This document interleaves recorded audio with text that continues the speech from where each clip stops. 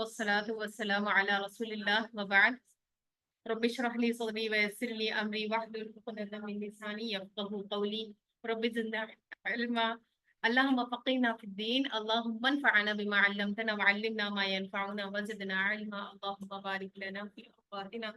اللهم إنا نسألك لذة النظر إلى وجهك والشوق إلى لقائك في غير ضرورة ولا فتنة مضلة. اللهم اجعل عملي كله صالحا واجعله لوجهك خالصا ولا تجعل لأحد فيه شيئا. सूरतुल बकरा आयत नंबर 125 से आज हम स्टार्ट करेंगे तफसीर।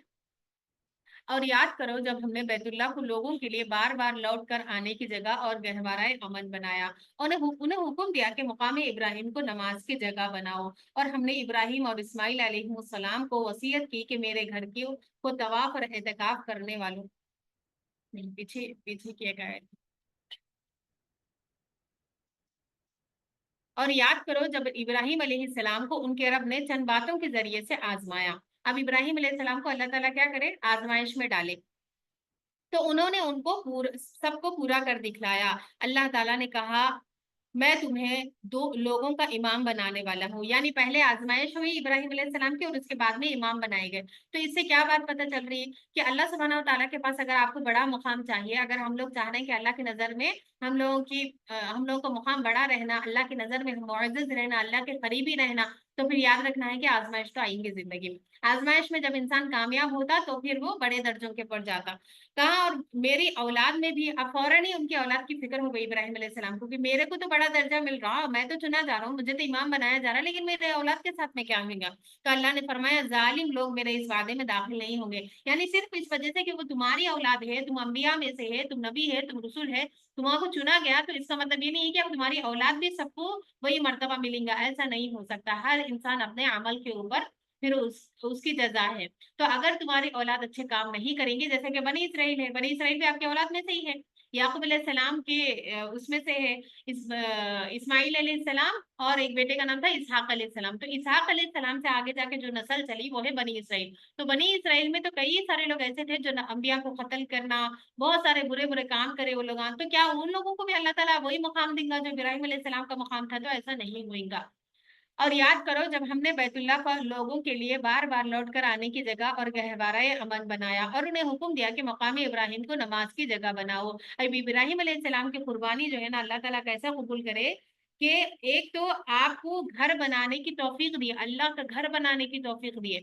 और दूसरी चीज क्या है, आप जहां पर ठहरे थे, जहां पर आपके कदम के निशान है, वहां पर नमाज की जगह बना दी अल्लाह ताला। तो इससे क्या बात पता चल रही है कि अल्लाह के लिए जब भी इंसान कुर्बानी करता ना, तो अल्लाह सुब्हानहू व तआला वो कुर्बानी की सबसे ज्यादा कदरदानी करते। दुनिया में ऐसा हो सकता कि आप अपने बच्चों के लिए या अपने ससुराल के लिए, अपने शौहर के लिए या अपने खानदान के लिए बहुत कुछ करते होंगे, लेकिन जरूरी नहीं है कि वो आपके वो कुर्बानी की भी फिर उसी तरीके से कदर करना।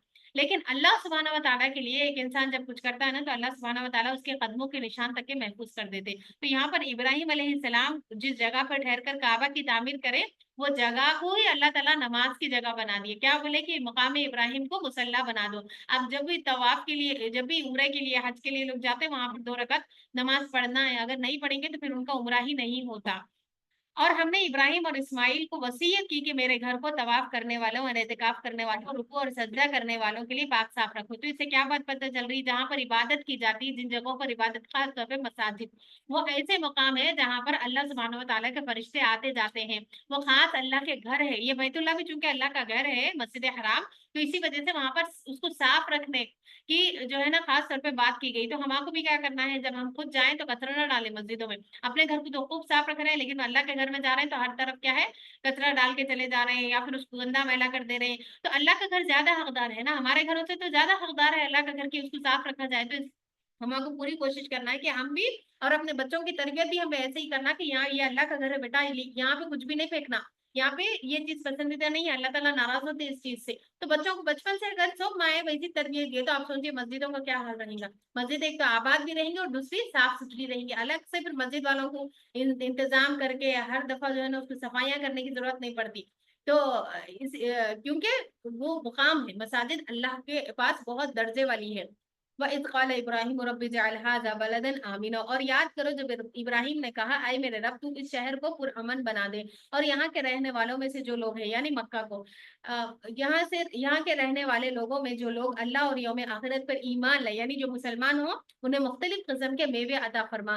اللہ نے کہا اور جو کافر ہوگا اسے بھی کچھ دنوں تک نفع پہنچاؤں گا، یعنی دنیا کی جو متاع ہے، سامان ہے، دنیا کا کھانا پینا ہے، وہ تو کافروں کو بھی میں دے دوں گا، لیکن ہدایت وہ صرف ان لوگوں کو ملیں گی جو چنے ہوئے ہوں گے، جو ہدایت کی طرف آنا چاہیں گے، جو اس کو قبول کرنا چاہیں گے۔ دنیا میں کھانا پینا اور باقی جو چیزیں ہیں، دنیا کا ساز و سامان ہے، وہ اللہ کے نزدیک انسان کی رضامندی کی دلیل نہیں ہے۔ یعنی اگر کوئی انسان بہت امیر ہے، بہت خوشحال ہے، اس کے پاس بہت کچھ ہے، تو اس کا مطلب یہ نہیں ہے کہ اللہ بھی اس سے راضی ہے، کیونکہ اللہ تعالیٰ کیا بول رہے ہیں کہ دنیا کی جو چیز ہے وہ تو میں کافروں کو بھی دے دوں گا، لیکن جو آخرت ہے وہ صرف ایمان والوں کے لیے، صرف مومنوں کے لیے ہے۔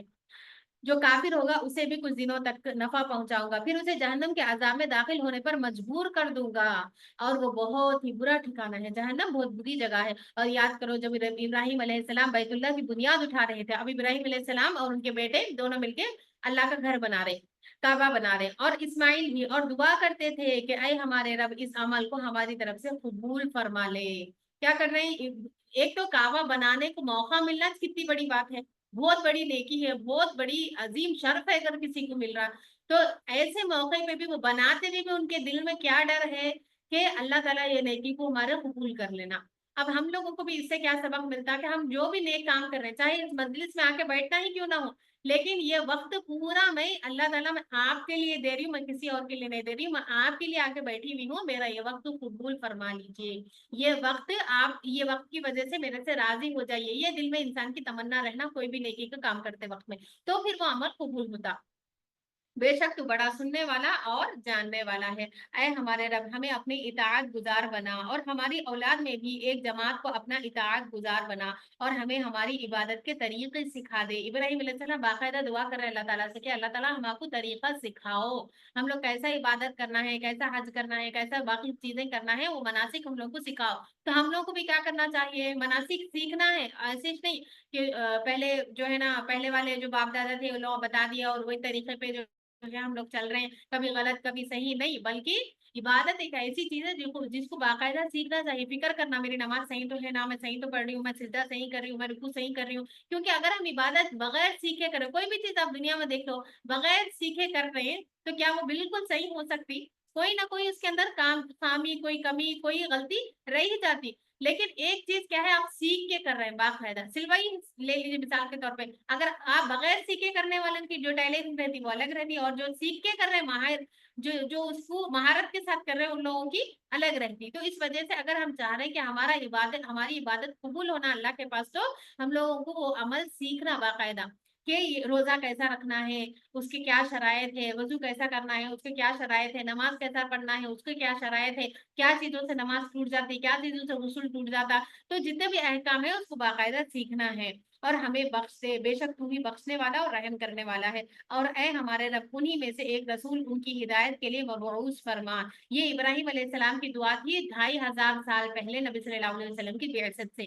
تو اس سے کیا پتہ چل رہا کہ آپ صلی اللہ علیہ وسلم کے آنے کے لیے مبعوث کرنے، کیونکہ عربوں میں آپ صلی اللہ علیہ وسلم سے پہلے کوئی بھی نبی نہیں آیا تھا، آپ صلی اللہ علیہ وسلم پہلے نبی ہے جو عربوں کی طرف تشریف لے کے آئے، ورنہ اس سے پہلے جتنے بھی انبیاء ہیں نا وہ سب اسحاق علیہ السلام کی نسل کی طرف سے جائے، اس میں سے اسماعیل علیہ السلام کی طرف سے صرف ایک ہی نبی آئے جو کہ محمد صلی اللہ علیہ وسلم ہے۔ تو یہ دعا عربوں کے لیے اللہ کے ابراہیم علیہ السلام کرے تھے، جو کہ اللہ کے رسول صلی اللہ علیہ وسلم کی صورت میں قبول ہوئی، لیکن کتنے سال بعد؟ 2500 سال کے بعد قبول ہوئی آپ کی دعا۔ تو اس وجہ سے دعا کرتے ہوئے کبھی بھی مایوس نہیں ہونا، اچھا میں اتنے دن سے کر رہی ہوں قبولش نہیں ہو رہی، کیا فائدہ، چھوڑ دو، کیا معلوم کہ آپ کی دعا آپ کی نسلوں کے اس میں قبول ہوئیں گی۔ آپ کے لیے تو شاید اللہ تعالیٰ وہ چیز نہیں دے رہے، لیکن کیا معلوم آپ کی نسلوں میں وہ چیز اللہ تعالیٰ اس کو دیتے ہوں گے۔ تو اس وجہ سے ہمیشہ دعا کو کثرت کے ساتھ میں اور پورے دل جمعی کے ساتھ میں اور یقین کے ساتھ میں مانگنا چاہیے۔ انہی میں سے ایک رسول ان کی ہدایت کے لیے مبعوث فرما جو تیری آیتیں انہیں پڑھ کر سنائے اور انہیں قرآن و سنت کی تعلیم دے اور انہیں پاک کرے، بے شک تو بڑا زبردست اور حکمت والا ہے۔ اور ملت ابراہیمی سے سوائے اس آدمی کے جس نے اپنے آپ کو احمق بنایا کون اعراض کر سکتا ہے؟ اور ہم نے دنیا میں انہیں چن لیا تھا، ابراہیم علیہ السلام چنے ہوئے تھے، ان کے طریقے پہ چلیں گے، ان کی جیسی زندگی گزاریں گے تو ہم بھی چنے جائیں گے اور آخرت میں وہ نیک لوگوں میں سے ہوں گے۔ یاد کرو جب ابراہیم نے ان کے رب سے کہا اے ابراہیم تو اپنے رب کا اطاعت گزار بندہ بن جا، یعنی اللہ تعالیٰ ابراہیم علیہ السلام کو کیا بولے؟ ربہ اسلم قال اسلمت لرب العالمین، فرما بردار بن جاؤ ابراہیم، میری بات مان لو۔ تو فوراً ابراہیم علیہ السلام کیا بولے؟ اسلمت لرب العالمین، میں جیسا اللہ تعالیٰ آپ ہو رہے میں ویسا کرنے کے لیے تیار ہو گیا، میں اپنا سر جھکا دیا، میں آپ کے سامنے جھک گیا، بے فرما بردار بندہ، میں اطاعت گزار بندہ بن گیا، جیسا ہی حکم آیا انہوں کوئی بھی چیز اللہ کی طرف سے، جیسے مثال کے طور پہ آپ کو حکم دیا گیا کہ خواب میں، بلکہ آپ کو دکھایا گیا، حکم کیا دیا گیا؟ خواب میں دکھایا گیا کہ آپ اپنے بیٹے کو ذبح کر رہے ہیں، فوراً ہی کیا کرے؟ ذبح کرنے کے لیے تیار ہو گئے۔ تو ابراہیم علیہ السلام کی صفت ایسی تھی کہ کوئی بھی اللہ کی طرف سے حکم آتا تھا تو وہ اس کے لیے کرنے کے لیے تیار ہو جاتے تھے۔ اس لیے اللہ تعالیٰ آپ کو کیا کرے؟ چن لیے تھے، خلیل اللہ آپ کو لقب دیا گیا، کیا ہے؟ اللہ کے دوست آپ کو اللہ تعالیٰ کہے۔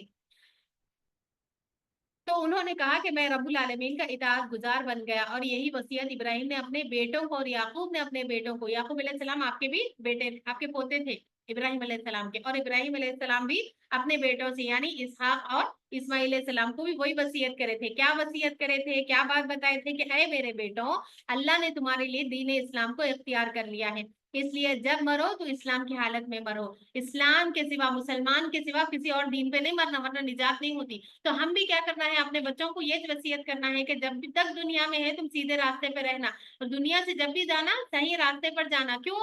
کیونکہ اگر خدا نہ خواستہ بچے دوسروں کے، جیسے آج کل کے دور میں تو بھی کیا ہے، بہت سارے لوگوں کے بہکاوے میں آ کے دین اسلام کو غلط سمجھ رہے ہیں، ہمارا دین ایسا ہے ویسا ہے، اس کے بارے میں غلط فہمیوں میں مبتلا ہو جا رہے ہیں۔ لیکن اگر ہم وہ نہیں سکھائیں گے، اور خاص طور پہ ایسے اسکولس میں بھیج رہے ہیں جہاں پر بچوں کو غلط غلط چیزیں سکھائی جا رہی، تو وہاں پر کیا ہے، اس کے بہکاوے میں آ کے بچے بعض دفعہ اپنے دین سے باغی ہو جا رہے ہیں، دین کو چھوڑ بھی دے رہے ہیں، بعض دفعہ مرتد ہو جا رہے ہیں۔ تو ایسے میں بہت ضروری ہے کہ والدین ہونے کے ناطے ہم کیا کریں؟ اپنے بچوں کو بھی بتائیں کہ اسلام کتنا پیارا دین ہے، ہمارے دین میں کتنے پیارے احکام ہیں، اللہ سبحانہ و تعالیٰ کیسے کیسے اپنے بندوں کی اور دین پر عمل کرنے والوں کی مدد کرتا ہے، نصرت کرتا ہے۔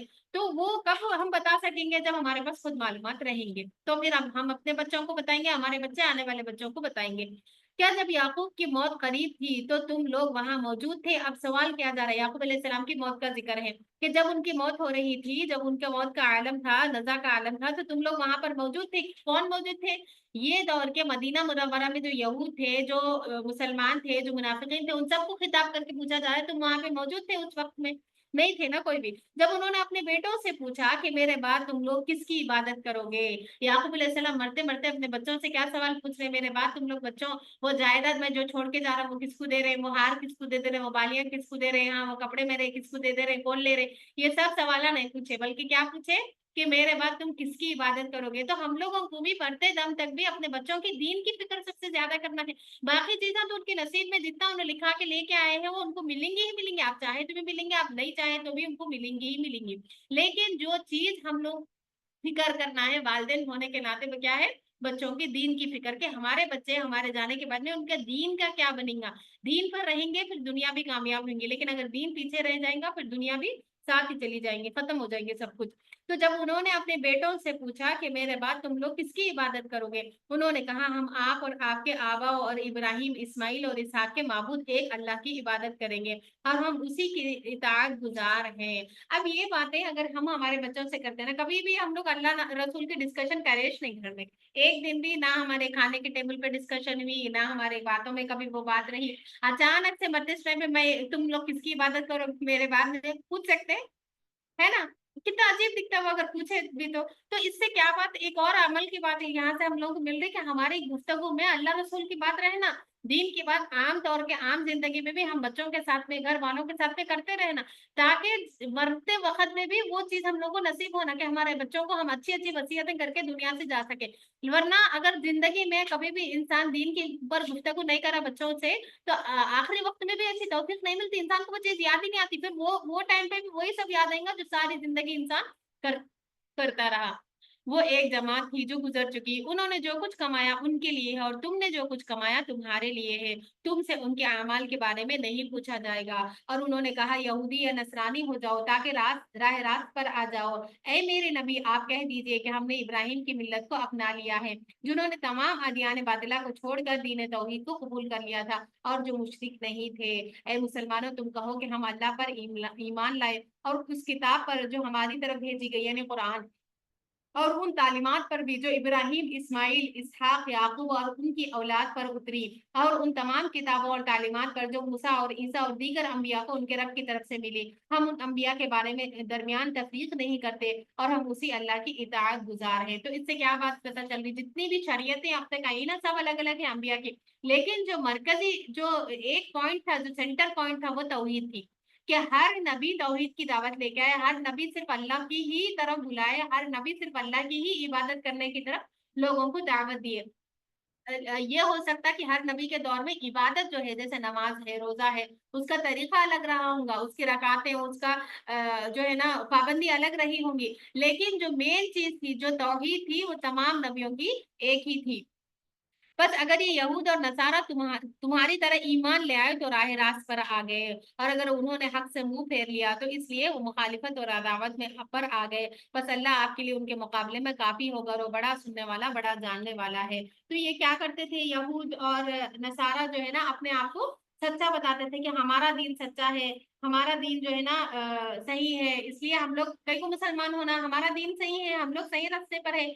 तो उसके बारे में क्या बताया गया कि तुम्हारी शरीयत अब मनसूख है, अब नबी सल्लल्लाहु अलैहि वसल्लम की मबूस होने के बाद में अब आप सल्लल्लाहु अलैहि वसल्लम के तरीका पर चलना शर्त है, आपके ऊपर ईमान लाना शर्त है। जो नहीं लाएंगा फिर वो क्या है, कामयाब नहीं हो सकता। बुखारी की रिवायत है, अबू हुरैरा रज़ियल्लाहु अन्हु रावी है, कहते हैं कि अहले किताब यहूद तौरात इब्रानी जबान में पढ़ते थे, यानी तौरात जो है जैसा हमारी एक किताब अरबी में है उन लोगों की इब्रानी जबान में थी, और उसकी तफसीर अरबी जबान में मुसलमानों को बताते थे। तो आप सल्लल्लाहु अलैहि वसल्लम ने फरमाया कि अहले किताब की ना तस्दीक करो ना तकजीब, यानी जो ये लोग बातें बता रहे हो ना उसको सही बोलो ना झूठ बोलो, और उनसे कहो हम तो अल्लाह पर उसकी किताब पर ईमान लाए हैं जो हम पर उतरी है। फिर आपने पूरी आयत पढ़ी, तो इससे क्या बात पता चल रहा कि यहूद और नसारा भी कामयाब कब हो सकते हैं, जब वो लोग मुसलमान होंगे, जब आप सल्लल्लाहु अलैहि वसल्लम के ऊपर ईमान लाएंगे। सिबगतल्लाह वमन अहसनु मिनल्लाहि सिबगा, ऐ यहूद और नसारा अल्लाह का रंग इख्तियार कर लो, और अल्लाह के रंग से अच्छा कौन सा रंग हो सकता है, और हम उसी की बंदगी करते हैं। आप कह दीजिए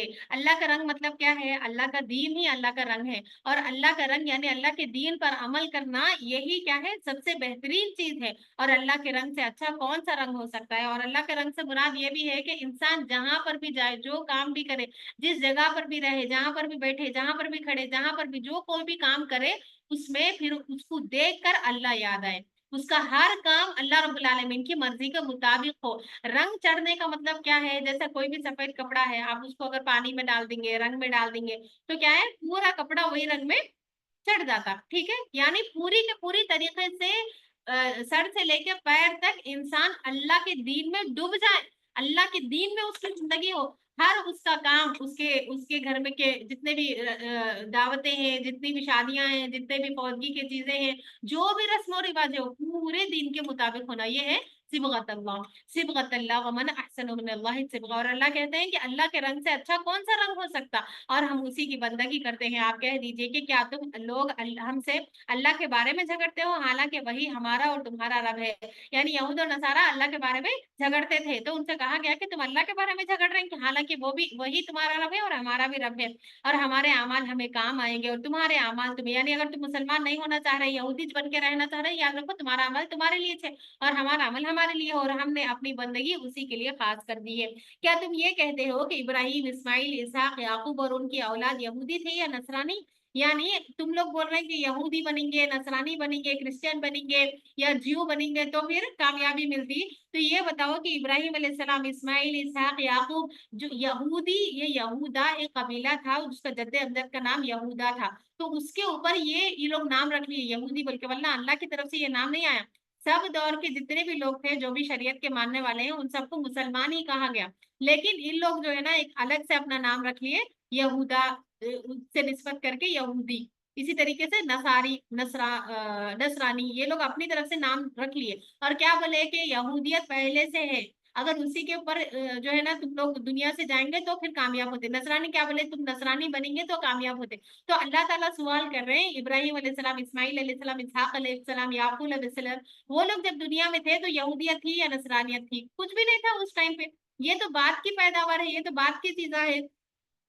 तो वो उनकी औलाद यहूदी थे या नसरानी थे? आप कह दीजिए कि तुम ज्यादा जानते हो या अल्लाह, और उससे बड़ा जालिम कौन होगा जिसने अल्लाह की तरफ से उसके पास मौजूद गवाही को छुपा दिया, और अल्लाह तुम्हारे कामों से गाफिल नहीं है। यानी मौजूद गवाही को छुपाना क्या है कि यहूदियों के पास और नसरानियों की किताबों में और उनके पास जो वही अल्लाह ताला भेजे, वो पहले से उन लोगों के पास ये बात तय थी कि एक नबी आएगा और इस तरीके से बाद में अंबिया आएंगे, ये तौहीद का पैगाम लेके आएंगे। ये सब बातें उन लोगों के पास उनकी किताबों में मौजूद थी, लेकिन इसके बावजूद भी वो सब जो है ना उन लोग छुपा दिए, बातों को जाहिर नहीं करे। और नबी सल्लल्लाहु अलैहि वसल्लम आने के बारे में तो आपके बारे में पूरे औसाफ तक मौजूद थे, बल्कि आगे भी आयत आएंगी कि वो आपको ऐसा पहचानते थे जैसा अपने बच्चों को एक इंसान पहचानता, अपने बेटों को जैसा इंसान पहचानता, अपनी औलाद को जैसा पहचानता।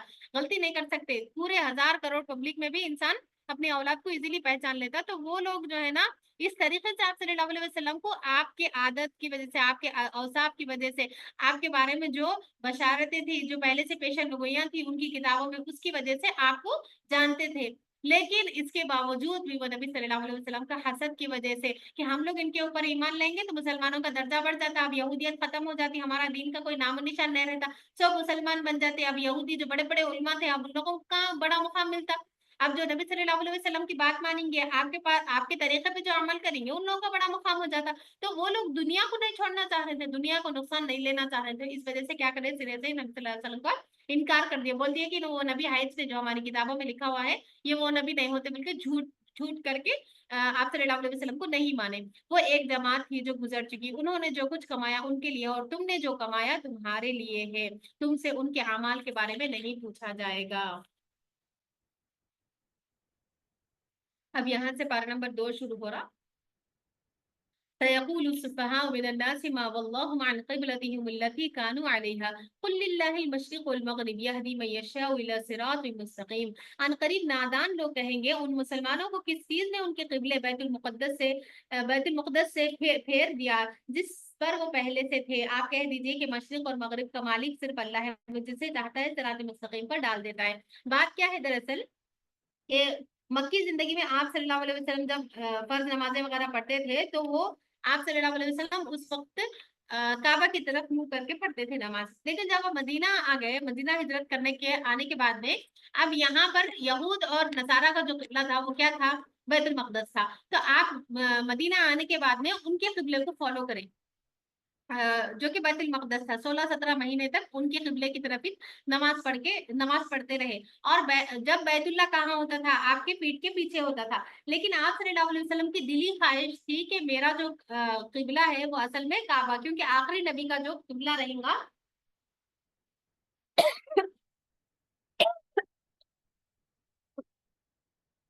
क्योंकि आखिरी नबी का जो किबला रहेगा वो काबा रहेगा, ये बात पहले से तय थी अल्लाह ताला की तरफ से। अब हुआ क्या कि अल्लाह ताला की तरफ से हुक्म आ गया, नबी सल्लल्लाहु अलैहि वसल्लम को इंतजार भी था कि कब हुक्म आता, क्योंकि आप सल्लल्लाहु अलैहि वसल्लम आखिरी नबी थे। तो हुक्म का इंतजार कर रहे थे, उतने में क्या हुआ, हुक्म आ गया। आप सल्लल्लाहु अलैहि वसल्लम को हुक्म दे दिया गया कि अब आप जो है ना नमाज में काबे की तरफ मुंह करेंगे। तो आप सल्लल्लाहु अलैहि वसल्लम किबला चेंज कर दिए। अब जैसे ही आप किबला चेंज करें तो जितने भी मुनाफिकीन थे, कमजोर ईमान वाले थे और यहूद थे खास तौर पे, वो लोग प्रोपेगेंडा करना शुरू कर दिए। क्या बोले कि ऐसा कैसा हो सकता है, पहले जो आप एक तरफ मुंह कर रहे थे। हालांकि उन लोगों को मालूम थी ये बात, उनकी किताबों में लिखी हुई थी पहले से, क्या कि आखिरी नबी का जो किबला रहेगा वो काबा रहेगा। लेकिन इसके बावजूद भी उन लोग प्रोपेगेंडा करेंगे कैसा कैसा करके नबी सल्लल्लाहु अलैहि वसल्लम को मदीना से बाहर निकाल देना। आप सल्लल्लाहु अलैहि वसल्लम जो ये दीन का काम कर रहे हैं, जो तौहीद फैला रहे हैं, उसको रोक देना।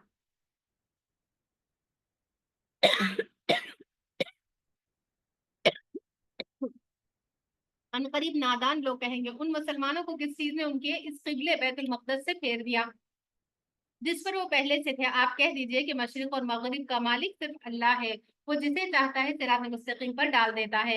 और इस तरह हमने तुम्हें ए मुसलमानों एक मुअतदिल और बेहतरीन उम्मत बनाया।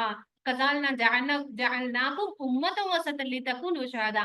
और हमने तुम्हें ए मुसलमानों, यानी मुझे और आपकी बात है क्या, कि हमने तुम्हें एक मुअतदिल एतदाल वाला उम्मत वसत बनाया। वसत के मतलब दो है क्या, एक एक क्या है मोतदिल यानी एतदाल वाला। हमारा दीन जो है ना वो बहुत एतदाल वाला है, इसके अंदर कोई भी चीज ऐसी नहीं है जो बहुत मशक्कत वाली है। हर चीज जो हर हुक्म दिया गया है वो बहुत एतदाल के ऊपर मबनी है। और दूसरा क्या, उम्मत वसत मतलब हम लोग कनेक्टिंग उम्मत है। यानी जो अब अंबिया का सिलसिला खत्म हो गया, अब आखिरत तक, अब क़यामत तक कौन बताएंगे, जितने भी लोग मुसलमान नहीं बन के पैदा हो रहे हैं, जो भी गैर दिनों में पैदा हो रहे हैं, तो उन लोगों को कौन बताएंगे कि कुरान सच्चा दीन है, कुरान सच्ची किताब है, अल्लाह ताला सच्चे जो है ना हमारे माबूद है, और जितने भी अंबिया आए वो सच्चा पैगाम लेके, आप कौन बताएंगे? तो उम्मत वसत बताएंगे, वो मुसलमान बताएंगे। हमारी जिम्मेदारी है कि हम उन लोगों तक बताएं कि ये दुनिया में आने का मकसद क्या है, दुनिया से जाने के बाद क्या होता। तो वो ये यहाँ पे अल्लाह सुब्हानहू तआला फरमाते हैं, और इस तरह हमने तुम्हें ऐ मुसलमानों एक मोतदिल और बेहतरीन उम्मत बनाया, ताकि तुम लोगों के बारे में गवाही दो। क्या गवाही दो? कि रसूल जितने भी आए हैं वो सच्चे हैं, कुरान सच्ची किताब है। लोगों के ऊपर हम गवाह बनना है, हम लोगों को बता दे के हमारी हुज्जत तमाम कर देना है। लेकिन हमको यहाँ पे सोचना है कि क्या हम बता रहे हैं वाकई में? कितने ऐसे लोग हैं जो गैर मुसलमानों को खुद बता नहीं सकते। मुसलमान खुद आप बुलाइए नहीं आते।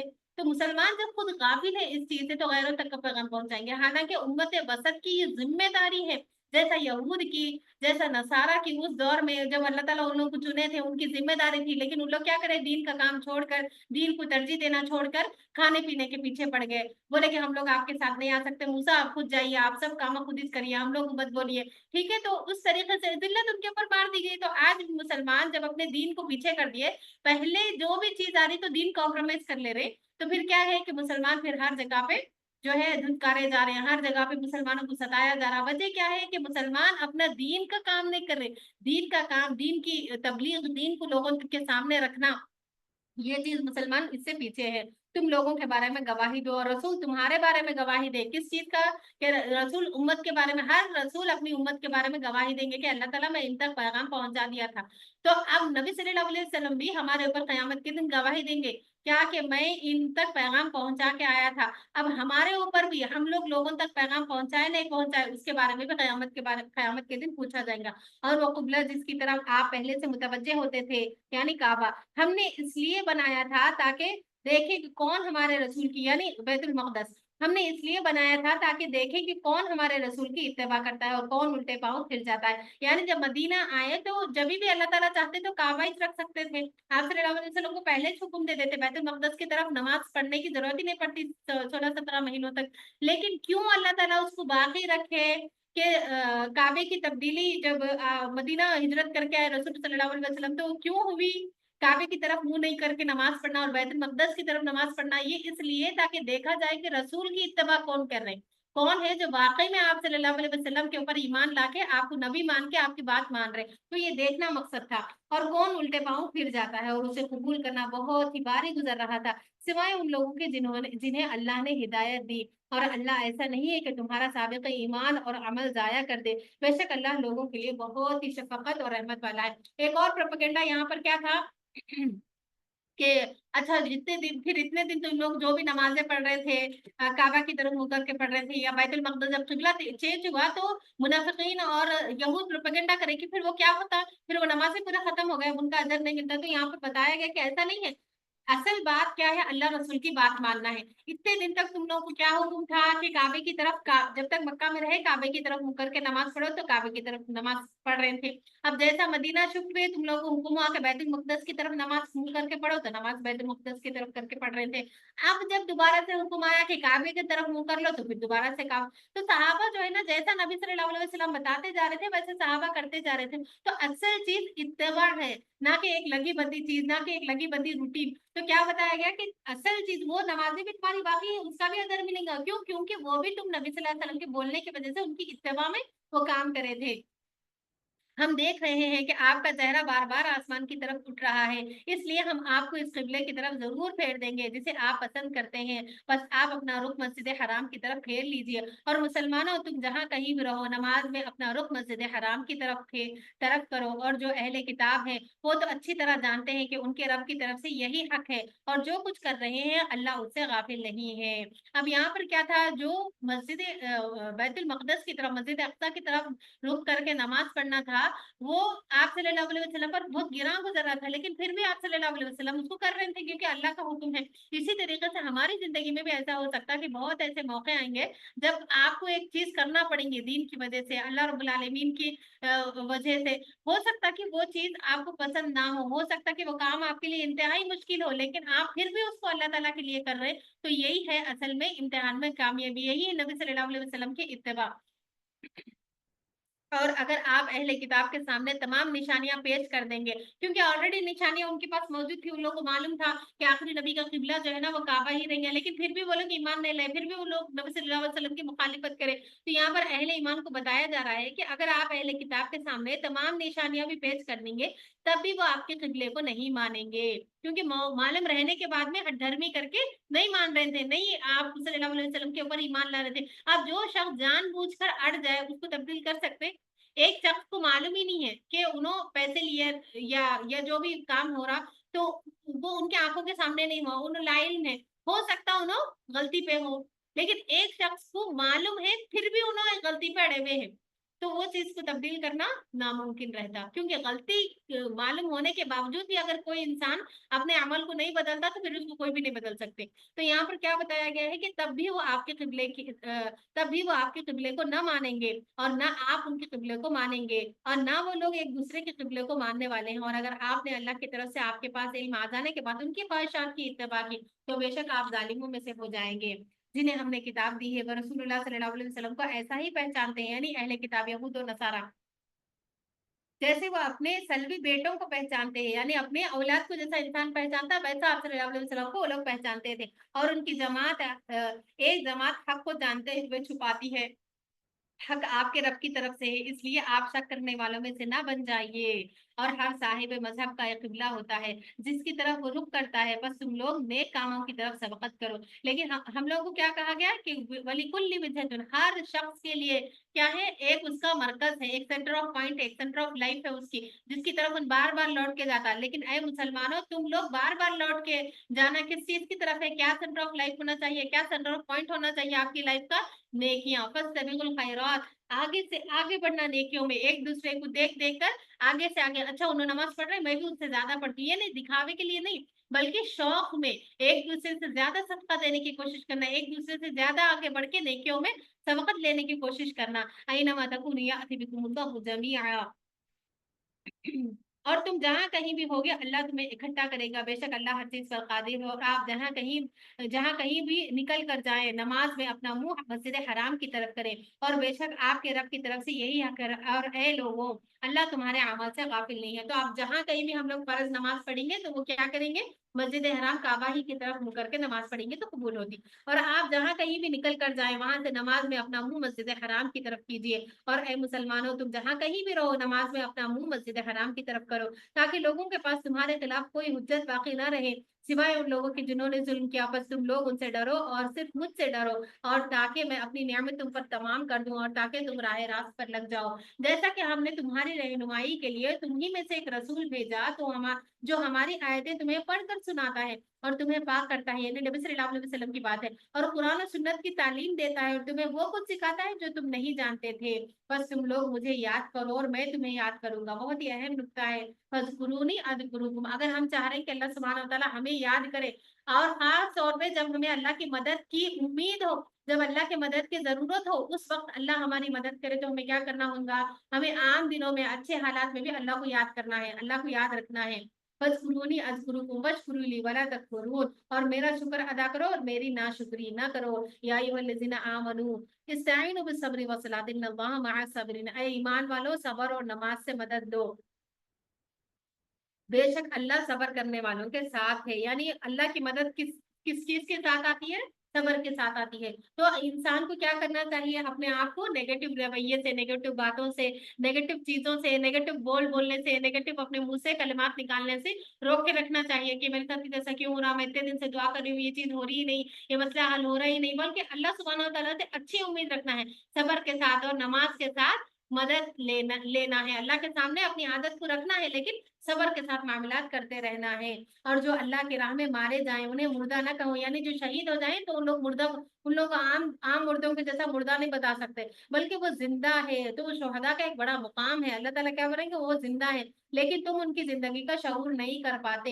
یعنی یہ مطلب نہیں ہے کہ اب جو بھی شہید ہو گئے تو واقعی وہ زندہ ہے، ان کے قبروں میں اب جانا، آپ بڑے نیک تھے، آپ یہ دیجیے، ہم وہ دیجیے، ہمارے بچوں کی فلانی پریشانی دور کر دیجیے، ہماری زندگی کی فلانی پریشانی دور کر دیجیے. وہ لوگ زندہ ہی تھے نا، تو جا کے ان کے سے مانگنا، یہ بات نہیں ہے. بلکہ اللہ تعالیٰ کیا بول رہے ہیں، بل احیاء ولکن لا تشعرون، تمہیں شعور نہیں ہے، تم نہیں معلوم کہ وہ لوگ زندہ ہیں مگر کون سی حالت میں، کیسی حالت میں.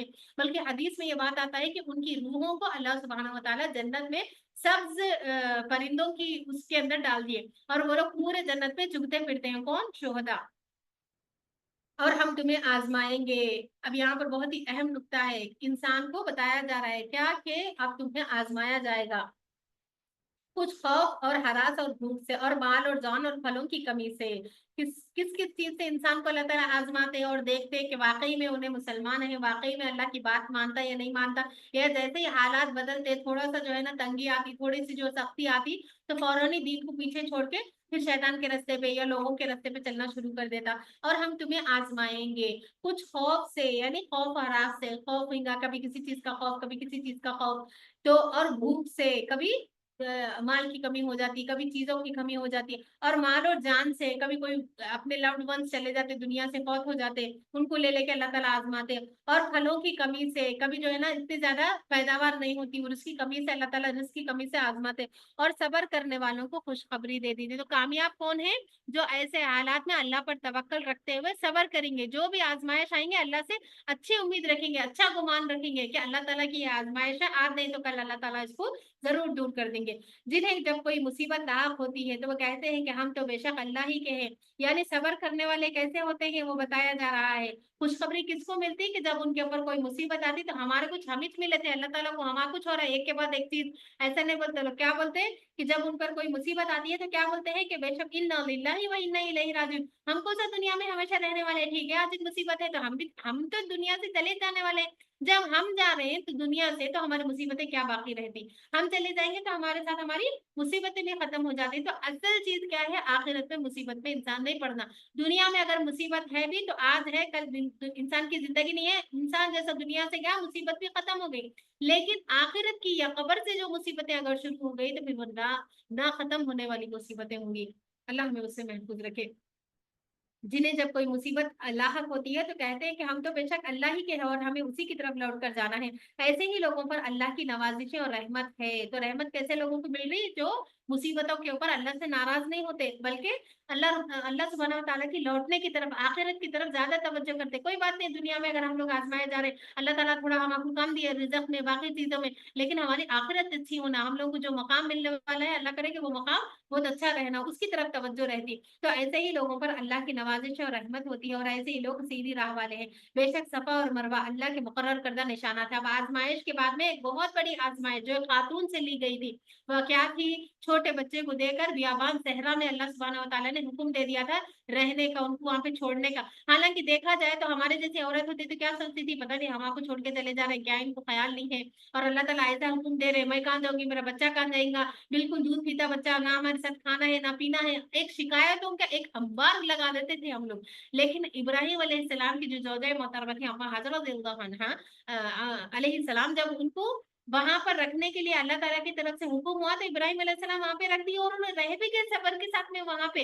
ان کو کیا آج اگر انہوں دیکھیں گے کعبہ کو آ کے، کتنی پبلک، لاکھوں کی تعداد، دل دھرنے کے لیے وہاں پہ جگہ نہیں ہے. اتنی پبلک اگر دیکھیں گے تو حیران ہو جاتے کہ آج ان کی قربانی، وہ جو صبر کے ساتھ انہوں ٹھہر گئے تھے ایک معصوم دودھ پیتے بچے کو لے کے، وہ قربانی کی آج کس قدر سے اللہ سبحانہ و تعالیٰ اس کو قبول کرے. کہ آج کعبہ جیسی جگہ کو کیسا اللہ سبحانہ و تعالیٰ نے مقام حرم کس طریقے سے، مطلب اس کی پوری طریقے سے وہ بدل گئی نا سچویشن.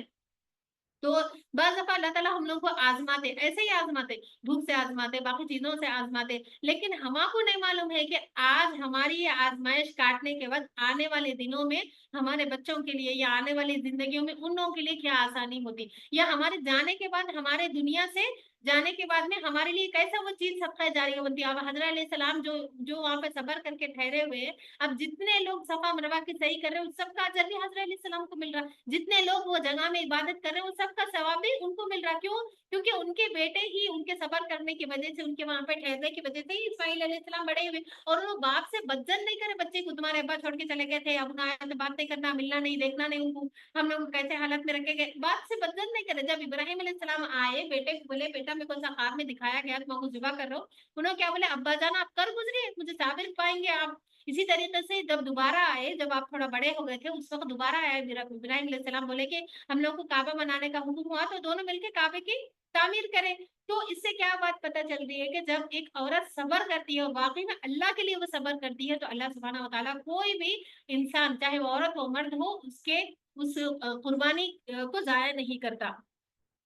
बेशक सफा और मरवा अल्लाह के मुकर्रर करदा मरा मरवा अल्लाह के मुकर्रर करदा निशानात है। ये निशानात है अल्लाह सुब्हानहू व तआला की तरफ से, शायर है, निशानियां हैं, जिसको देख के इंसान अल्लाह याद आता है। जैसे ही आपने को काबा याद करे, सफा मरवा याद करे, कौन याद आता है अपने को?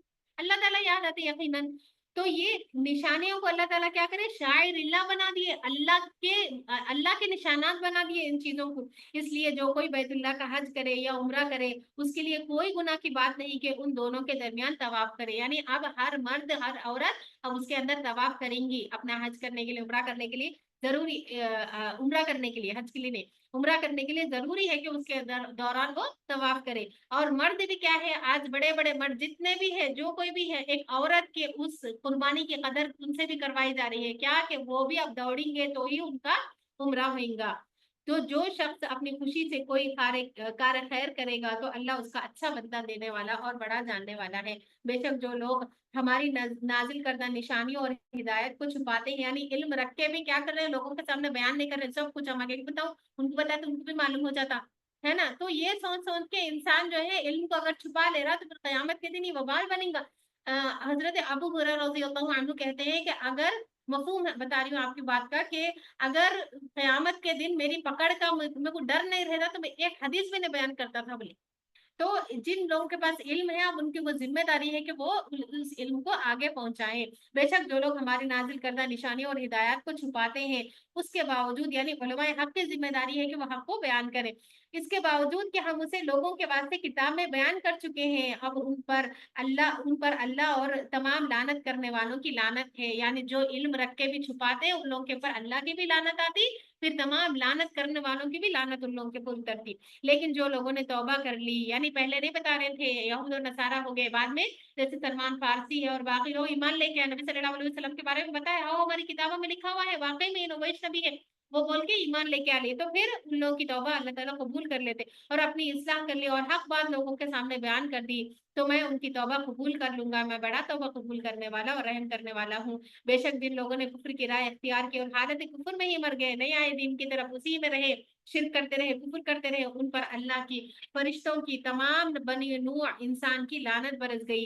वो उसी लानत में हमेशा रहेंगे, ना तो उनसे अज़ाब हल्का किया जाएगा और ना ही उन्हें मोहलत दी जाएगी। और तुम सबका माबूद एक अल्लाह है, उसके अलावा कोई माबूद नहीं, वो निहायत मेहरबान और रहम करने वाला है। बेशक आसमान और जमीन की तख्लीक, दिन और रात, लैल और नहार की गर्दिश, और उन कश्तियों में जो समंदर में लोगों के लिए नफा बख्श सामान लेकर चलती है, उस सब और उस बारिश में जिसे अल्लाह आसमान से भेजता है और जिसके जरिए वो मुर्दा जमीन में जान डालता है, और जिस जमीन पर अल्लाह ने तमाम किस्म के जानवरों को फैला दिया है, और हवाओं के रुख बदलने में, और उस बादल में जिसे अल्लाह आसमान और जमीन के दरमियान मुसक्कर किए होता है, असहाब अकल व खुर्द के लिए बहुत सारी निशानियां हैं। यानी अल्लाह सुब्हानहू व तआला को अगर कोई पहचानना चाहे तो कैसा पहचानेंगे? अल्लाह की निशानियों के जरिए से देखेंगे, गौर व फिक्र करेंगे, कभी कायनात में गौर व फिक्र, कभी अल्लाह की किताब में गौर व फिक्र, तो इंसान अल्लाह को पा लेगा। और बाज लोग ऐसे होते हैं जो दूसरों को अल्लाह का शरीक बनाते हैं, सब कुछ बनाए अल्लाह ताला, लेकिन दूसरों को उसका क्रेडिट दे दे रहे, दूसरों को जो है ना मुश्किल कुशा और औलाद देने वाला और रिस्क देने वाला उनको समझ रहे, तो उनसे ऐसी मोहब्बत करते हैं जैसे अल्लाह से होनी चाहिए। यानी कोई भी चीज क्या है, अल्लाह से बढ़कर नहीं हो सकती। इंसान की जिंदगी में सबसे ज्यादा मोहब्बत अल्लज़ीना आमनु अशद्दु हिब्बुल्लिल्लाह, एक ईमान वाले की जिंदगी में सबसे ज्यादा मोहब्बत, सबसे ज्यादा महबूब हस्ती कौन होंगी? अल्लाह होंगे। जो काम भी करेंगे उन्होंने ये सोच के करेंगे कि अल्लाह नाराज होता या अल्लाह राजी होता, हर चीज में। ٹھیک ہے نا, جب انسان مثال کے طور پر اب آپ کے لیے سب سے زیادہ محبوب آپ کی اولاد ہے, مثال کے طور پر آپ کیا کرتے, جو بھی کھانا پکائے تو ان کی مرضی کو سامنے رکھ کے پکاتے, میرا بچہ کھاتا ہے یا میری بچی کھاتی یا نہیں کھاتی, ٹھیک ہے نا, جو بھی چیز کریں گے ان کے حساب سے کریں گے, جو ان سے متعلق چیز رہیں گی, کیوں, کیونکہ انہیں محبوب ہے آپ کے لیے, انہوں امپورٹنٹ ہے آپ کے لیے. ایسے ہی ایک ایمان والے کے لیے سب سے زیادہ امپورٹنٹ اس کی زندگی میں, سب سے زیادہ اہم اس کی زندگی میں کون رہتے, اللہ تعالیٰ رہتے. انہوں جو بھی کام کریں گا تو پھر کس کے لیے کریں گے, اللہ سبحانہ و تعالیٰ کے لیے کریں گے. تو ہم کو بھی کیا کرنا چاہیے کہ ہمیں اپنی زندگی میں سب سے زیادہ اہمیت والا, سب سے زیادہ امپورٹنٹ, سب سے زیادہ محبوب جو ہونا چاہیے وہ اللہ سبحانہ و تعالیٰ ہونا چاہیے. اور بعض بعض لوگ ایسے ہوتے ہیں جو دوسروں کو اللہ کا شریک بناتے ہیں اور ان سے ایسی محبت کرتے ہیں, یعنی بچوں سے, والدین سے, بعض دفعہ انسان جو ہے نا دوسری چیزوں سے, بت سے, بعض دفعہ کسی اور چیز سے ایسی محبت کرتا, اس کے لیے مر مٹ جاتا, اللہ کی کوئی قدر قیمت نہیں ہے اس کی زندگی میں. انہوں اچھا کرو گے تو اچھا کر رہے ہیں, انہوں برا کرو گے تو برا کر رہے ہیں, انہوں نیکی کے راستے پہ چلائے تو اس پہ چل رہے ہیں, انہوں برائی کے راستے پہ چلائے تو برائی پہ چل رہے ہیں. تو یہ کیا ہے, اللہ کا مقام کسی انسان کو دے دینا ہے, اور اس کی شریعت میں اجازت نہیں ہے. ان سے ایسی محبت کرتے ہیں جیسے اللہ سے ہونی چاہیے, کہ سب کچھ نیک کام ہو, سب کچھ چیزیں ہو, جو بھی کرے انسان اللہ کے لیے کرے. اور ایمان والے اللہ سے بے حد محبت کرتے ہیں. اور یہ ظالم لوگ جب اپنی آنکھوں سے عذاب کو دیکھ لیں گے, یعنی اللہ کو چھوڑ کے دوسری چیزوں کو سب سے زیادہ محبوب بناتے رہے پوری زندگی, سب مرضیاں ان کے مطابق کرتے رہے, تو پھر قیامت کے دن کیا ہے, جب عذاب کو دیکھ لیں گے تب انہیں یقین آ جائے گا کہ واقعی تمام قوت صرف اللہ کے پاس ہے. اب یقین آ جاتا کہ اللہ کی بات ماننی ہوتی, اللہ کو سب سے بڑا بنایا ہوتا زندگی میں, تو آج یہ دن دیکھنے کی نوبت نہیں آتی تھی. اور بے شک اللہ سخت عذاب دینے والا ہے. جب پیشوا لوگ اپنی اتباع کرنے والوں سے اظہار برات کر دیں گے, اب کیا ہوگا, دنیا میں تو بڑے بنتے رہے, ارے ہم ہی بڑے ہیں, ہم کو مانو, ہمارے طریقے پہ چلو, لیکن قیامت میں کیا ہے, ایسے لوگ انکار کر دیں گے, بولیں گے نہیں ہم لوگ کو ہمارے پیچھے مت آؤ, ہم لوگ نہیں جانتے, تم تمہارا دیکھو, ہم ہمارا دیکھیں گے, کیونکہ عذاب سامنے رہیں گا, کون انسان کسی کی پرواہ کرے گا. تو جب پیشوا لوگ اپنی اتباع کرنے والوں سے اظہار برات کر دیں گے, اب دنیا میں تو وہ لوگ بولتے رہے فالوورز کو, جو ہے نا جیسے سبسکرائبرز کا دور ہے یہ, اب آپ سبسکرائب کرتے رہے ہر ایک جو بھی باغی ہے, جو دین سے ہٹا ہوا ہے, جو دین کے بارے میں برا بھلا بولتا رہا, اس کو فالو کرتے رہے. اب قیامت کے دن بھی کیا ہے, جو فالو کرنے والا ہے اسی کے پیچھے جائیں گا انسان. اب وہاں پہ بھی آپ ان کے پیچھے جائے تو انہیں کیا بولتے, لے کے چلتے, ہاؤ میں بخشوا دے تو میں لے لیتا ہوں آپ کے گناہ پورے, آپ چلے جاؤ جنت میں. ایسا نہیں ہوگا, وہاں پہ کیا کریں گا, ایک انسان دنیا میں تو بول دیتا, ہو بول دو جھوٹ, بول دو, کر دو یہ کام, دے دو دغا, ہے نا, لے لو ان کی زمین, کھینچ لو, یہ کر لو, وہ کر لو. لیکن قیامت کے دن یہ لوگ برات کا اظہار کریں گے, بولیں گے ہماری بات سننے کئی کو ہے, ہماری باتوں میں ہمارے اوپر ہی چپ ہوتے, اب ہم تمہارا کام کہاں سے دیکھنا. تو جب پیشوا لوگ اپنی اتباع کرنے والوں سے اظہار برات کر دیں گے اور عذاب کو اپنی آنکھوں سے دیکھ لیں گے, اور تمام یہ اسباب و وسائل ختم ہو جائیں گے, اور پیروی کرنے والے لوگ, یعنی جو فالوورز تھے, ایک تو فالو کرنے والے جو لوگ ہیں وہ ان کا یہ حال ہوئے گا, اور جو فالوورز ہے ان لوگوں کا کیا حال ہوئے گا, پیروی کرنے والوں کہیں گے اے کاش ہم ایک بار دنیا میں لوٹ کر جا سکتے, تاکہ ان پیشواؤں سے ویسا ہی اظہار برات کرتے جیسا انہوں نے آج ہم سے کیا, یعنی جیسا آج یہ لوگ ہمارے سے جان چھڑا رہے, ہم لوگ بھی دنیا میں ان سے جان چھڑا لیتے تھے. اس طرح اللہ تعالیٰ انہیں دکھائے گا کہ ان کے اعمال ان کے لیے باعث حسرت و ندامت بن گئے, اور وہ لوگ عذاب نار سے کبھی بھی نہ نکل سکیں گے.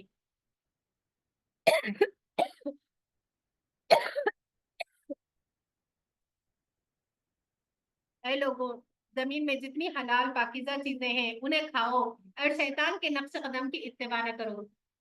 یعنی شیطان کے نقش قدم کیا ہے, شیطان کے بولے ہوئے کام, شیطان کو اچھے لگنے والے کام, شیطان جو کام کرتا وہ کام, جیسے وسوسے ہیں, ٹھیک ہے, اس کو لے کے چل پڑنا, یا اسی طریقے سے غیبت کرنا, چگلی کرنا, جھوٹ بولنا, دغا دینا, دھوکا دینا, یہ سارے شیطانی افعال ہیں. یہ سارے حسد کرنا, شیطان کرا تھا نا حسد, یہ آدم علیہ السلام سے حسد کر کے کیا کرا تھا, ان کو پھل کھلا دیا تھا جھوٹ بول کے, قسم کھا کے. تو وہ سارے کام جو شیطان کرتا ہے اس کے نقش قدم کی اتباع نہ کرو, اللہ تعالیٰ نے ہمیں روکا ہے اس سے. بے شک وہ تمہارا بڑا ہی کھلا دشمن ہے, وہ اپنے ساتھ تمہیں بھی, اگر اس کے راستے میں چلیں گے, اپنے ساتھ تمہیں بھی جہنم میں لے کے جائیں گا. وہ تمہیں برائی اور بے حیائی کا حکم دیتا ہے. شیطان کیا کرتا ہے, برائی کا حکم دیتا ہے, اگر اس کی بات سنیں گے تو ایک کے بعد ایک کے بعد ایک برائی کرواتے چلے جائیں گا, اور بے حیائی کا حکم دیتا ہے, اور اس بات کا کہ تم اللہ کے بارے میں ایسی باتیں کرو جن کا تمہیں علم نہیں ہے. یعنی انسان کو ایسے ایسے بول اللہ تعالیٰ کے بارے میں بولنے لگا تھا جو اس کو علم نہیں ہے. نعوذ باللہ, اللہ کے اوپر جھوٹ بولتا ہے انسان کہ اللہ ایسا کر دیا, اللہ تعالیٰ ایسا سوچ رہے ہیں, اللہ تعالیٰ ایسا, مطلب وہ چیزیں بولنے لگا تھا اللہ کے بارے میں جو کہ واقعی میں حقیقت نہیں ہے.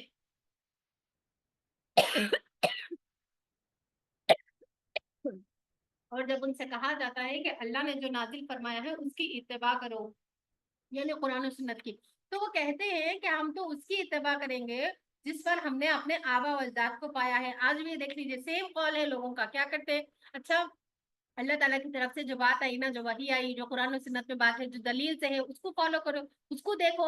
جو سنت میں کام نہیں ہے وہ کئی کو کرتے، اگر ایسے سمجھاتے لوگ کیا بولتے ہیں، نہیں ہمارے ابا جو ہے نا، ہمارے دادا ایسے کرتے تھے، ہم بھی ایسے کریں گے۔ یہ آج کے دور کی بات نہیں ہے، ہمیشہ کے دور سے ایسی تھے، یہود اور نصارہ بھی ایسے بولے تھے۔ جب ان کو بولا گیا کہ تم لوگ ایسا کام کیوں کر رہے ہیں جو تمہارے لیے خسارہ ہے، تو وہ لوگ کیا بولے، نبی صلی اللہ علیہ وسلم کو دیکھنے کے بعد، آپ کو، آپ کی بعثت ہونے کے بعد میں بھی آپ کے اوپر ایمان کیوں نہیں لا رہے ہیں، تو وہ لوگ کیا بولے کہ نہیں ہمارے آبا و اجداد کو ہم یہی طریقے پہ پائے۔ بت پرست بھی یہی بولتے تھے، مشرکین مکہ ان لوگ کو بولتے تھے تم بت پرستی کہیں کو کر رہے ہیں، کیا چیز ہے آخر، اللہ کو چھوڑ کے یہ بتوں کو اپنا کارساز سمجھ رہے ہیں، ان لوگوں کو جو ہے نا رزق دینے والا، ان کو جو ہے نا اپنا مشکل کشا مان رہے ہیں، ان کے سامنے ذبیحہ کر رہے ہیں، ان لوگوں کے لیے نظر و نیاز کر رہے ہیں، کرتے تھے نا، بت پرستی تھی وہ دور میں، اور آج بھی ہے۔ تو جب ان سے کہا جاتا ہے کہ ایسا کیوں کر رہے ہیں، تو وہ لوگ کیا بولتے تھے، ان کے پاس کوئی اور دلیل نہیں تھی کہ ہاں واقعی میں اللہ تعالیٰ حکم دیے یا ہمارے پاس یہ ہے کتابوں میں، ایسی کوئی بھی بات نہیں، کیا بولتے ایک ہی چیز کہ ہم نے اپنے آبا کو یہی رستے پہ پایا، ہم دیکھے ان لوگ ایسا کرتے تھے، ہم بھی وہی کر رہے ہیں، کئی کو کر رہے ہیں وہ ہم کو نہیں معلوم ہے۔ تو کیا اگرچہ ان کے آبا کچھ نہ سمجھتے ہو، اللہ تعالیٰ پوچھ رہے ہیں کہ اگر ان کے باپ دادا جو ہے وہ ناسمجھی کی وجہ سے اگر ایسے کام کر رہے تھے، تو یہ لوگ بھی جان بوجھ کے کتاب و سنت کا علم آنے کے بعد میں ویسے کام کرتے رہیں گے اور نہ راہ راست پر ہوں، پھر بھی انہی کی اتباع کریں گے۔ وَمَثَلُ الَّذِينَ كَفَرُوا كَمَثَلِ الَّذِي يَنْعِقُ بِمَا لَا يَسْمَعُ إِلَّا دُعَاءً وَنِدَاءً۔ کافروں کی مثال اس چرواہے کی ہے جو کسی جانور کو پکارتا ہے لیکن وہ جانور سوائے پکار اور آواز کے کچھ نہیں سنتا۔ یہ اہل کفر بہرے گونگے اندھے ہیں، یہ لوگ کچھ نہیں سمجھتے۔ تو کیا بات پتہ چل رہی، کافروں کی مثال کیسی ہے، ایک چرواہے کی مثال ہے کہ جو جانور کو پکارتے رہتا ہے، یعنی اس کو جو ہے نا ایک آواز سنائی دے رہی، یہ صحیح ہے یہ غلط ہے، لیکن وہ بہرا گنگا اندھا بنا ہوا ہے، دیکھنا ہی نہیں چاہ رہا، حق کے اوپر چلنا ہی نہیں چاہ رہا۔ اے ایمان والو، ہماری عطا کردہ پاکیزہ چیزیں کھاؤ اور اللہ کا شکر ادا کرو۔ تو کھا کر کیا کرنا ہے، شکر ادا کرنا ہے، اللہ نے کھانے سے نہیں روکا ہے، لیکن کھا کر انسان کو شکر ادا کرنا چاہیے۔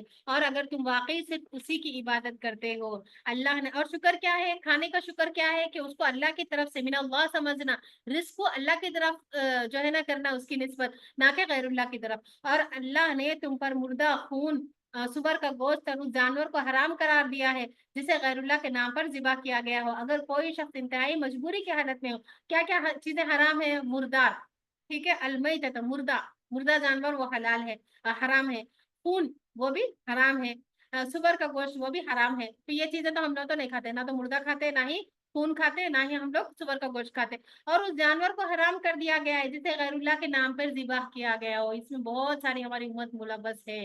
جو بھی غیر اللہ کے نام پر، اللہ کے نام کو چھوڑ کے غیروں کے نام پہ ذبح کیا جا رہا، کھانا کھلایا جا رہا، جو بھی ذبیحہ یا پکوان جو بھی غیر اللہ کے نام پہ کیے جا رہے، وہ سب اسی زمرے میں آئیں گے۔ اللہ تعالیٰ ایک ہی آیت میں مردار خون اور سور کے گوشت کے ساتھ ملا کے اس کو بیان کریں کہ کتنی غلیظ چیز ہے وہ، بچنا چاہیے اس چیز سے۔ اگر کوئی شخص انتہائی مجبوری کی حالت میں ہے، مجبوری کی حالت کیا ہے کہ گھر والے کیا بولیں گے اگر میں نہیں کھائی تو، سسرال والے کیا بولیں گے، مائکے والے کیا بولیں گے، آنا جانا بند کر دیں گے، یہ بات نہیں ہے۔ مجبوری کی حالت کیا، اب جان جانے کا موقع ہے، ایسی کھانا ہے جو مردار ہے، صرف ایک مردہ گدھا پڑا ہوا ہے، اب میں جنگل میں ہوں، میرے پاس کچھ بھی نہیں ہے کھانے کے لیے، اب میں اس کو نہیں کھائی تو پھر میں مر جاتی ہوں۔ تو ایسے وقت میں کیا اس چیز کو کھا سکتے ہیں، وہ مردار ہے تو ہاں اس کو کھا سکتے، اس کی اجازت ہے۔ تو اگر کوئی شخص انتہائی مجبوری کی حالت میں، جبکہ اللہ کا نافرمان اور حد سے تجاوز کرنے والا نہ ہو، استعمال کر لے تو اس پر کوئی گناہ نہیں ہے، بے شک اللہ مغفرت کرنے والا اور رحم کرنے والا ہے۔ جو لوگ اللہ کی نازل کردہ کتاب کو چھپاتے ہیں اور اس کے بدلے حقیر سے قیمت قبول کر لیتے ہیں، وہ در حقیقت اپنے پیٹوں میں جہنم کی آگ بھرتے ہیں۔ یعنی اللہ تعالیٰ جو باتیں بتائے وہ امت کو نہیں بتا رہے، بلکہ اپنے طرف سے اپنے جو مفاد کی چیزیں ہیں، اپنے جو نظر و نیاز، کیونکہ نیاز تھا نا، اگر سب کچھ بتا دیے تو یہ ساری دکانیں بند ہو جاتے، تو جو کچھ بھی ان کو حاصل ہو رہا وہ سب کیا ہے، وہ بھی بند ہو جاتا، وہ نظر و نیاز، وہ چڑھاوے، وہ نذرانے، وہ سب بند ہو جاتے، تو وہ لوگ حق چھپا دیتے۔ تو اللہ تعالیٰ کیا بول رہے ہیں کہ اگر جو کچھ اللہ تعالیٰ نازل کرے، وہ جو کتاب کو چھپاتے ہیں اور اس کے بدلے دنیا کی حقیر سے قیمت دنیا حاصل کر رہے ہیں، وہ در حقیقت اپنے پیٹوں میں جہنم کی آگ بھرتے ہیں۔ تو یہ سب جو بھی اللہ کے دین کو جو حقیقی چیز ہے اس کو چھپا کے جو بھی مال اور جو بھی متاع حاصل کر رہے ہیں، یہ کیا ہے؟ پیٹوں میں جہنم کی آگ بھرتے ہیں، اور قیامت کے دن اللہ ان سے بات نہیں کرے گا اور نہ انہیں پاک کرے گا۔ اللہ تعالیٰ پھر ایسے لوگوں کو معاف نہیں کرتا، حق جانتے بوجھتے بھی جو لوگ چھپا دیے امت سے، اور ان کے لیے بڑا دردناک عذاب ہوگا۔ انہی لوگوں نے ہدایت دے کر دلالت لے لی، یعنی وہ لوگ ہدایت کو دے دیے، اللہ تعالیٰ کے دین کو چھوڑ کر کیا ہے، جانتے بوجھتے بھی کیا کرے، بدعت میں اور باقی چیزوں میں ملوث رہے، دلالت لے لی اور مغفرت کے بدلے عذاب قبول کر لیا۔ یہ لوگ عذاب نار پر کس قدر صبر کرنے والے ہوں گے۔ یہ عذاب انہیں اس لیے دیا جائے گا کہ اللہ نے سچی کتاب اتاری ہے، کیا؟ قرآن مجید سچی کتاب ہے یہ، اور انہوں نے اسے چھپا دیا۔ اور جو لوگ اللہ کی اس کتاب میں اختلاف کرتے ہیں وہ بڑی مخالفت اور عداوت میں پڑ گئے ہیں۔ حقیقت معنوں میں نیکی یہ نہیں ہے کہ تم اپنے چہرے کو مشرق اور مغرب کی طرف پھیر لو، بلکہ نیکی تو یہ ہے کہ آدمی ایمان لائے۔ تو اصل نیکی، اس کو آیت بر کہا جاتا ہے۔ اصل نیکی کیا ہے؟ کہ انسان اللہ پر ایمان لائے، یوم آخرت پر، فرشتوں پر، قرآن کریم پر اور تمام انبیاء پر، اور اپنا محبوب مال خرچ کرے رشتہ داروں پر، یتیموں پر، مسکینوں پر، مسافروں پر، مانگنے والوں پر، اور غلاموں کو آزاد کرانے پر، اور نماز قائم کرے اور زکوٰۃ دے، اور جب کوئی عہد کرے تو اسے پورا کرے، اور دکھ اور مصیبت میں اور میدان کازار میں صبر سے کام لے۔ یہی لوگ اپنے قول اور عمل میں سچے ہیں، اور یہی لوگ اللہ سے ڈرنے والے ہیں۔ تو یہود کیا کرے تھے؟ نبی صلی اللہ علیہ وسلم کی جو صفات تھی اس کو چھپا دیے تھے، رسالت پر جو دلالت کرتی تھی، اور تاکہ عربوں کو یہ بات معلوم نہیں ہونا، اور عربوں کو اگر معلوم نہیں ہوا تو عرب جو ہے نا آپ صلی اللہ علیہ وسلم کا پھر ایمان ہی نہیں لائے۔ تو ایسے لوگوں کے اوپر کیا ہے؟ اللہ سبحانہ و تعالیٰ کی طرف سے عذاب اترے گا۔ اور دوسری چیز کیا ہے؟ نیکی کوئی لگی بندی چیز نہیں ہے کہ بس یہی کر لیے تو نیکی ہے، وہی کر لیے تو نیکی ہے، بلکہ نیکی کیا ہے؟ کہ تمام کام جو اس آیت دن میں بتائے گئے ہیں، اور آخر میں کیا ہے؟ مال خرچ کرنا، اپنا محبوب مال لوگوں کے اوپر خرچ کرنا، یہ بھی نیکی ہے۔ پہلی بات، پہلے چیز کون آ رہے ہیں جن کے اوپر انسان اپنا مال خرچ کرے گا؟ رشتہ داروں پر، یتیموں پر، مسکینوں پر، مسافروں پر، مانگنے والوں پر، یعنی جو مانگ رہے ہیں ان کے اوپر بھی، اور جو نہیں مانگ رہے ان کے اوپر بھی، اور غلاموں کو آزاد کرانے پر، اور نماز قائم کرے اور زکوٰۃ دے، اور جب کوئی وعدہ کرے تو اسے پورا کرے، اور دکھ اور مصیبت میں اور میدان میں، یعنی جنگ کے میدان میں صبر سے کام لے۔ یہی لوگ اپنے قول اور عمل میں سچے ہیں، یعنی جو بول رہے ہیں اپنے زبان سے کہ ہم اللہ کے اوپر ایمان لائے تو اس کو عمل سے ثابت بھی کر رہے ہیں، اور یہی لوگ اللہ سے ڈرنے والے ہیں۔ اے ایمان والو، مقتولین کے بارے میں تمہارے اوپر قصاص کو فرض کر دیا گیا ہے، یعنی اگر کوئی جان بوجھ کر قتل کرتا ہے تو پھر کیا ہے؟ اس کا بدلہ، اس کا قصاص لیا جائے گا اس سے، آزاد کے بدلے۔ اور قصاص کیا ہے؟ خون بہا، آزاد کے بدلے آزاد، غلام کے بدلے غلام، اور عورت کے بدلے عورت۔ اگر کسی قاتل کے لیے اس کے بھائی کی طرف سے کچھ معاف کر دیا جائے تو مقتول کے ورثے سے دیت کے مطالبے میں نرمی سے کام لے، اور قاتل اس کی ادائیگی میں پوری خوش اسلوبی سے کام لے۔ یہ تمہارے رب کی طرف سے ایک قسم کی آسانی اور رحمت ہے۔ اب جو کوئی اس کے بعد زیادتی کرے گا اس کے لیے بڑا دردناک عذاب ہے۔ اور اے اصحاب عقل و خرد، قصاص میں تمہارے لیے بڑی زندگی ہے، یعنی بدلہ لینے میں، شاید کہ تم اس کی وجہ سے قتل اور خون ریزی سے بچتے رہو۔ جب تم میں سے کسی کی موت قریب ہو اور وہ مال اور جائیداد چھوڑ کر دنیا سے رخصت ہو رہا ہو، تو تمہارے اوپر والدین اور قریبی رشتہ داروں کے لیے مناسب وصیت فرض کر دی گئی ہے، متقی لوگوں پر لازم ہے۔ یہ آیت منسوخ ہے، بعد میں جو ہے نا اللہ سبحانہ و تعالیٰ خود ہی بتا دیے کہ اس کا کتنا حصہ ہے، تو وارثوں کے لیے کوئی وصیت نہیں ہے۔ بس اگر کوئی شخص وصیت سن لینے کے بعد اسے بدل دے گا، یعنی 1/3 میں تو وصیت کر سکتے ہیں نا، آج بھی ہمارے پاس ہے کہ آپ کا جو مال ہے جتنا بھی ہے اس میں سے 1/3 کی آپ وصیت کر کے دنیا سے جائیں گے۔ اب 1/3 کی وہ وصیت کرے بعد میں بھی اگر آپ کے پاس وارثین اس وصیت کو بدل دیے تو پھر کیا ہے؟ تو اس کا گناہ اس کے بدلنے والوں کو ہوگا، بے شک اللہ بڑا سننے والا اور جاننے والا ہے۔ ہاں، اگر کسی وصیت کرنے والے کی طرف سے جان برداری یا گناہ کا ڈر ہو، یعنی وصیت کر کے غلط گئے، پورا ایک کچھ دے دیا سب کچھ، تو پھر اس لیے اگر کوئی شخص رشتہ داروں کے درمیان صلح کرا دے تو ایسا کرنے والے پر کوئی گناہ نہیں، یعنی آپ وصیت بدل سکتے ہیں اگر غلط وصیت کر کے گئے۔ بے شک اللہ مغفرت کرنے والا اور رحم فرمانے والا ہے۔ اے ایمان والو، تم پر روزے فرض کر دیے گئے ہیں ویسے ہی جیسے تم سے پہلے لوگوں پر روزے فرض کر دیے گئے تھے، تاکہ تم تقویٰ کی راہ اختیار کرو۔ تو روزے کا جو الٹیمیٹ، جو آخر میں انسان کے اندر جو گول ہونا چاہیے، یا انسان کے اندر جو چیز پیدا ہونی چاہیے، وہ کیا ہے؟ اللہ کا ڈر ہے۔ تقوی اختیار کرو. یہ روزے گنتی کے چند ایام ہے, چند دن ہے. اگر تم میں سے کوئی مریض ہے یا سفر میں ہے تو اتنے دن کے گن کر بعد میں روزے رکھ لے, اور جنہیں روزے رکھنے میں مشقت اٹھانی پڑتی ہو بطور فدیہ ہر روز ایک مسکین کو کھانا کھلا دے. یہ بات بھی منسوخ ہے. پہلے دور میں کیا تھا, جب روزہ شروع میں فرض ہوا تھا تو اس وقت انسان کو جو مشقت لگ رہی, جو لوگ نہیں رکھنا چاہ رہے, جن کو ذرا مشکل لگ رہا تھا, وہ لوگ چھوڑ سکتے تھے, فدیہ دے سکتے ہیں. لیکن اب یہ حکم منسوخ ہے, روزہ رکھنا ہی پڑے گا. اور جو کوئی اپنی خوشی سے زیادہ بھلائی کرنا چاہتا ہے, یعنی ایک کے بدلے 2 ٹائم کا کھانا کھلا دے رہے, تو اس کے لیے بہتر ہے. اور مشقت برداشت کرتے ہوئے روزہ رکھ لینا تمہارے لیے زیادہ بہتر ہے اگر تم علم رکھتے ہو.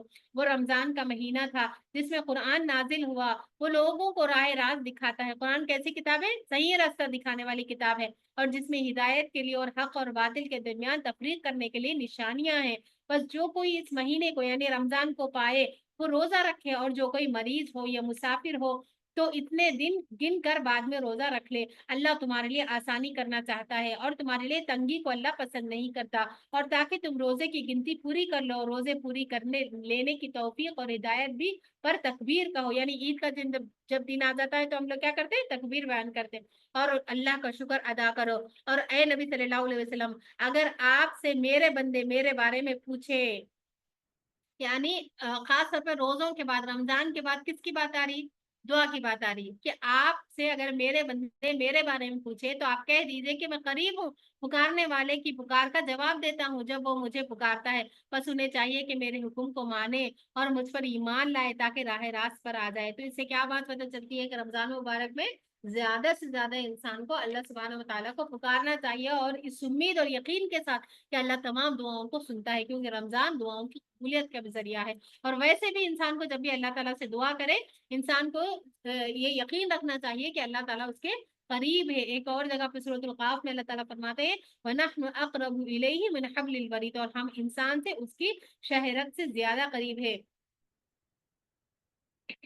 ابن جریر اور ابن حاتم کی ایک روایت ہے کہ ایک آدمی نے رسول اللہ صلی اللہ علیہ وسلم کے پاس آیا اور پوچھا کہ اے اللہ کے رسول, کیا ہمارا رب قریب ہے تاکہ ہم چپکے چپکے اس کو باتیں اپنی سنائیں, دعائیں کریں, یا پھر اس کو دور ہے تاکہ اس کو پکار پکار کے اپنی باتیں سنائیں, اس کو سامنے دعائیں رکھیں. تو نبی صلی اللہ علیہ وسلم تھوڑی دیر خاموش رہے, یہاں تک کہ آیت نازل ہوئی کیا کہ اللہ تعالیٰ بہت قریب ہے انسان کے. اگر انسان چپکے چپکے بھی باتیں کریں گا تو بھی اللہ تعالیٰ اس کو سنیں گے, اور دوسری چیز کیا ہے, اگر انسان جو ہے زور سے بھی بتائیں گا تو بھی اللہ تعالیٰ اس کی بات کو سنیں گے, کیونکہ اللہ تعالیٰ قریب ہے, اس کی دعاؤں کو سننے والا ہے. لیکن جہاں تک بات ہے دعا کی, تو دعا کے ساتھ میں 3 معاملات ہوتے. دعا کی قبولیت کے لیے کچھ شرائط بھی ہے. ایک تو دعا یہ ہے کہ فوراً ہی جو چیز انسان مانگتا ہے وہ اس کو مل جاتی, اللہ تعالیٰ اس کی دعا قبول کر لیتے. دوسرا چیز یہ ہوتی ہے کہ وہ دعا کے بدلے میں دعا جو مانگ رہے ہیں وہ تو نہیں دیتے اللہ تعالیٰ, لیکن کوئی مصیبت ٹال دیتے اس کی وجہ سے وہ ہماری دعا کیا ہوتی, کسی اور مصیبت کے ٹالنے کا سبب بن جاتی. اور تیسری چیز ہے, نہ تو کوئی مصیبت ٹالتے اللہ تعالیٰ, ٹھیک ہے, اور نہ ہی آپ کو جو مانگ رہے ہیں وہ دیتے, بلکہ قیامت کے لیے آپ کی دعا کو محفوظ کر لیتے. تو کوئی بھی دعا ضائع نہیں جاتی. جو بھی انسان مانگنا نا اللہ تعالیٰ سے, کبھی نہیں سوچنا کہ اللہ تعالیٰ میری دعا نہیں سن رہے اور میری دعا قبول نہیں کر رہے, بلکہ آپ کی دعا کے ساتھ میں کیا معلوم آپ کو کہ کتنے مصیبت آپ کے اوپر دوسرے آنے والے تھے, لیکن آپ دعائیں کرتے جا رہے ہیں, تو جو چیز آپ مانگ رہے ہیں وہ چیز آپ کے لیے شاید صحیح نہیں ہوں گی, تو اللہ تعالیٰ وہ مصیبت کو ٹال دے رہے ہیں وہ دعا کی برکت سے. روزے کی رات میں بیویوں کے ساتھ جمع کرنا تمہارے لیے حلال کر دیا گیا ہے, وہ تمہارے لیے لباس ہے اور تم ان کے لیے لباس ہو. اللہ کو یہ بات معلوم تھی کہ تم لوگ اپنے آپ سے خیانت کرتے تھے, بس اس نے تمہاری توبہ قبول کی اور تمہیں معاف کر دیا. اب اپنی بیویوں کے ساتھ ملا کرو, اور جو اللہ نے تمہارے لیے لکھ دیا ہے اسے طلب کرو, اور کھاؤ اور پیو یہاں تک کہ صبح کے سفید دھاری کالی دھاری سے جدا ہو جائے. پھر روزے کو رات تک پورا کرو, اور جب تم مسجدوں میں حالت اعتکاف میں ہو تو اپنی بیویوں سے مباشرت نہ کرو, یہ اللہ کی حدود ہے, ان کے قریب بھی نہ جاؤ. اللہ اسی طرح اپنی آیتوں کو لوگوں کے لیے کھول کھول کر بیان کرتا ہے تاکہ وہ تقوی کی راہ اختیار کرے. اور تم اپنے اموال آپس میں ناحق نہ کھاؤ, یعنی رشوت کے طور پہ یا باطل طور پہ دھوکہ دے کے, اور معاملہ حکام تک اس غرض سے پہنچاؤ تاکہ لوگوں کے مال ایک حصہ ناجائز طور پر جانتے بوجھتے کھا جاؤ, یعنی رشوت, اس سے منع کیا گیا ہے. اے میرے نبی صلی اللہ علیہ وسلم, لوگ آپ سے ہلال یعنی نئے چاند کے بارے میں پوچھتے ہیں. آپ کہہ دیجئے کہ یہ لوگوں کے اوقات کے تعین, یعنی چاند کس لیے ہے, یہ چاند کا بڑھنا گھٹنا کس لیے ہے. قرآن مجید میں کیا ہے کہ یہ لوگوں کے اوقات کی تعین ہے اور حج کے وقت کی تعین کا ذریعہ ہے، اور یہ نیکی نہیں کہ تم لوگ اپنے گھروں میں پیچھے کی طرف سے داخل ہو، بلکہ نیکی یہ ہے کہ آدمی تقوی کی راہ اختیار کرے اور اپنے گھر میں دروازوں سے داخل ہو۔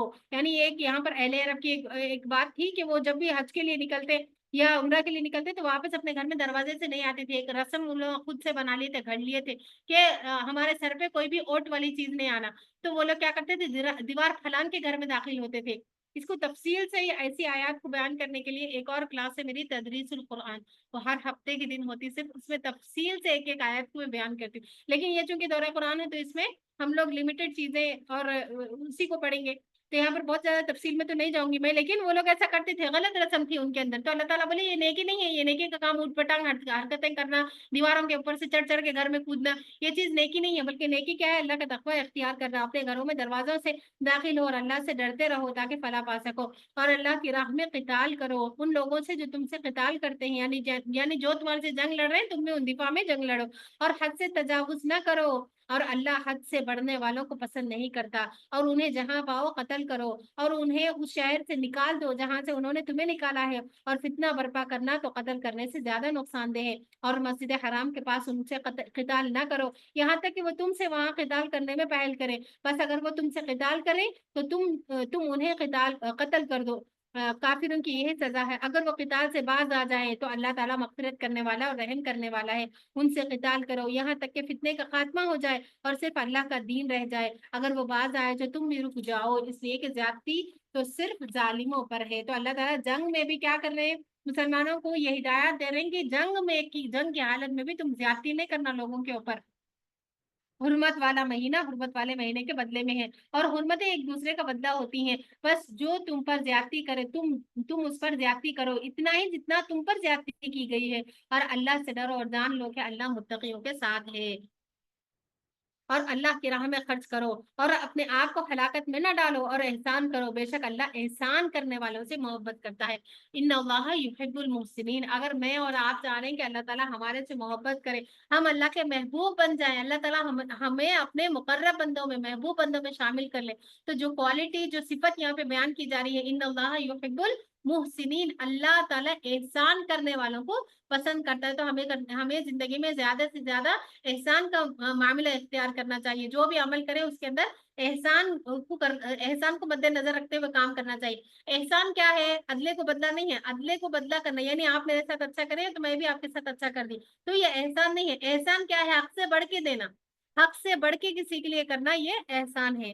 اور حج اور عمرہ اللہ کے لیے پورا کرو، اور اگر تم روک دیے جاؤ تو قربانی کا جو جانور میسر آئے اسے ذبح کرو، اور اپنے سر اس وقت تک نہ مڑواؤ جب تک کہ قربانی کا جانور اپنے قربان گاہ پر نہ پہنچ جائے، یعنی فدیہ دینا ہوگا، اگر کوئی احرام کی نیت کرنے کے بعد میں حج اور عمرہ نہیں کرتے اور احرام کھول دیتے تو پھر کیا ہے، اب ذبیحہ دینا پڑے گا، اور جب تک قربانی کا جانور اپنے قربان گاہ پر نہ پہنچ جائے، اگر تم میں سے کوئی مریض ہو یا اس کے سر میں کوئی تکلیف ہو تو بال منڈا لے اور فدیہ دے دے، بال نہیں منڈوا سکتے نا، بال اگر کوئی منڈواتا ہے تو پھر اس کو فدیہ دینا ہوگا، چاہے تو روزے رکھے یا صدقہ دے یا قربانی کرے، اور اگر راستہ معمون ہے تو جو کوئی تمتع کرے یعنی عمرے کی ادائیگی کے بعد احرام کھول دے گا اور پھر حج کے وقت حج کا احرام باندھے، اسے قربانی کا جو جانور میسر ہو ذبح کرے، اگر اسے جانور نہ ملے تو روزے رکھے 3 دن یا ایام حج میں، 3 دن ایام حج میں اور 7 دن گھر واپس آ جانے کے بعد میں، یہ پورے 10 دن روزے ہیں، یہ حکم ان کے لیے ہے جن کے گھر والے مسجد حرام کے آس پاس نہ ہو، اور اللہ سے ڈرو اور جان لو کہ اللہ سخت سزا دینے والا ہے۔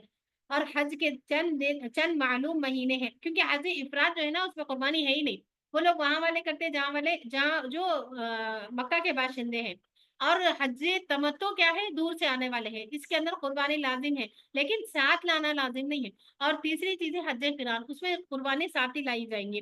اب حج کے چند معلوم مہینے ہیں، کون کون سے، شوال، ذی القعدہ، ذی الحجہ اور رجب، تو حج کے چند معلوم مہینے ہیں، جس نے ان مہینوں میں اپنے اوپر حج کو فرض کر لیا یعنی حج کی نیت کر لیے، وہ اسنائے حج جمع اور اس کے متعلقات گناہ اور جنگ اور جدال سے اجتناب کرے، یہ نہیں کہ حج کو جا رہے ہیں اب جو بھی گناہ کرنا ہے پہلے کر کے چلے جائیں گے، وہاں جانے کے بعد معافی چھونا ہے نہ، اور نہ ہی حج سے آنے کے بعد میں، اور تم جو کچھ بھی نیکی کرو گے اللہ اسے جانتا ہے، اور زیادہ راہ یعنی سفر کا خرچ لے لیا کرو، بے شک سب سے اچھا زیادہ راہ جو 7 انسان حج کے لیے لے کے جائیں گا وہ کیا ہے، सवाल से बचना है। ये नहीं सब चीजें यहाँ पे छोड़ के चले जा रहे हैं, कुछ भी अपने साथ नहीं लेके जा रहे और वहां पे जाके मांगते फिर रहे लोगों से, ये चीज पसंदीदा नहीं है। सब चीजें अपने साथ लेके जाना, लेकिन जो चीज भूलना नहीं है, जो चीज साथ में किसी हालत में रख कर ही जाना है, वो क्या है? वो तकवा है। फ़इन्न खैर ज़ादि तकवा, ऐ अकल वालो मुझसे डरते रहो। तुम्हारे लिए उसमें कोई गुनाह की बात नहीं कि अपने रब का फजल तराश करो। इन्हें हज के सफर में बिजनेस भी कर सकते हैं, इजाजत है। और जब अरफा, ये नहीं कि सिर्फ बिजनेस में लगे हुए हैं और हज के जो अमाल है उसकी तरफ कोई तवज्जो नहीं है, ऐसा नहीं है। बल्कि हज के सफर में बिजनेस अगर कोई करता है तो इसमें कोई मुजायका नहीं है। जब अराफात से लौटो तो मशार हराम के पास अल्लाह को याद करो, और उसे याद करो जैसा उसने तुम्हें हिदायत दी, अगर से तुम उससे पहले राह भटके हुए थे। फिर ऐ कुरैश वालों, तुम लोग वहां से लौटो जहां से लोग लौटते हैं, क्योंकि कुरैश मक्का जो है ना, ये मुजदलिफा से वापस आ जाते थे, तो अराफात तक जाते ही नहीं थे। तो उनको भी बताया गया कि तुम भी अब अराफात तक जाएंगे, और अल्लाह से मगफिरत तलब करो, बेशक अल्लाह मगफिरत करने वाला और बेहद रहम करने वाला है। जब अपने अमाल हज पूरे कर लो तो अल्लाह को इस तरह याद करो जिस तरह अपने बाप दादों को याद करते थे, या उससे भी ज्यादा याद करो। बाज लोग ऐसे हैं जो कहते हैं कि अब ऐ हमारे रब हमें दुनिया में दे दे, यानी वहां पे जाके भी सिर्फ दुनिया दुनिया दुनिया ही मांग रहे। तो उनके लिए आखिरत में कोई हिस्सा नहीं है। जिसकी पूरी तवज्जो दुनिया में थी, हज में जाके भी वो दुनिया ही मांग रहा, फिर अल्लाह ताला आखिरत नहीं देते। शख्स मांगे ही नहीं तो क्या देंगे, क्यों? और बाद ऐसे हैं जो कहते हैं कि रब्बना आतिना फिद दुनिया हसना, यानी दुनिया की भलाई, दुनिया की हर भलाई से मुराद क्या है? हलाल रिज्क, नेक बीवी, अच्छी सवारी, नेक औलाद, दुनिया की हर भलाई। और फिल आखिरती हसना, और आखिरत के हसना मतलब क्या है? कब्र से लेके आखिरत के जितने मराहिल है, हत्ता कि जन्नत में जाने तक के तमाम मराहिल में खैर आफियत मांग रहा है इंसान।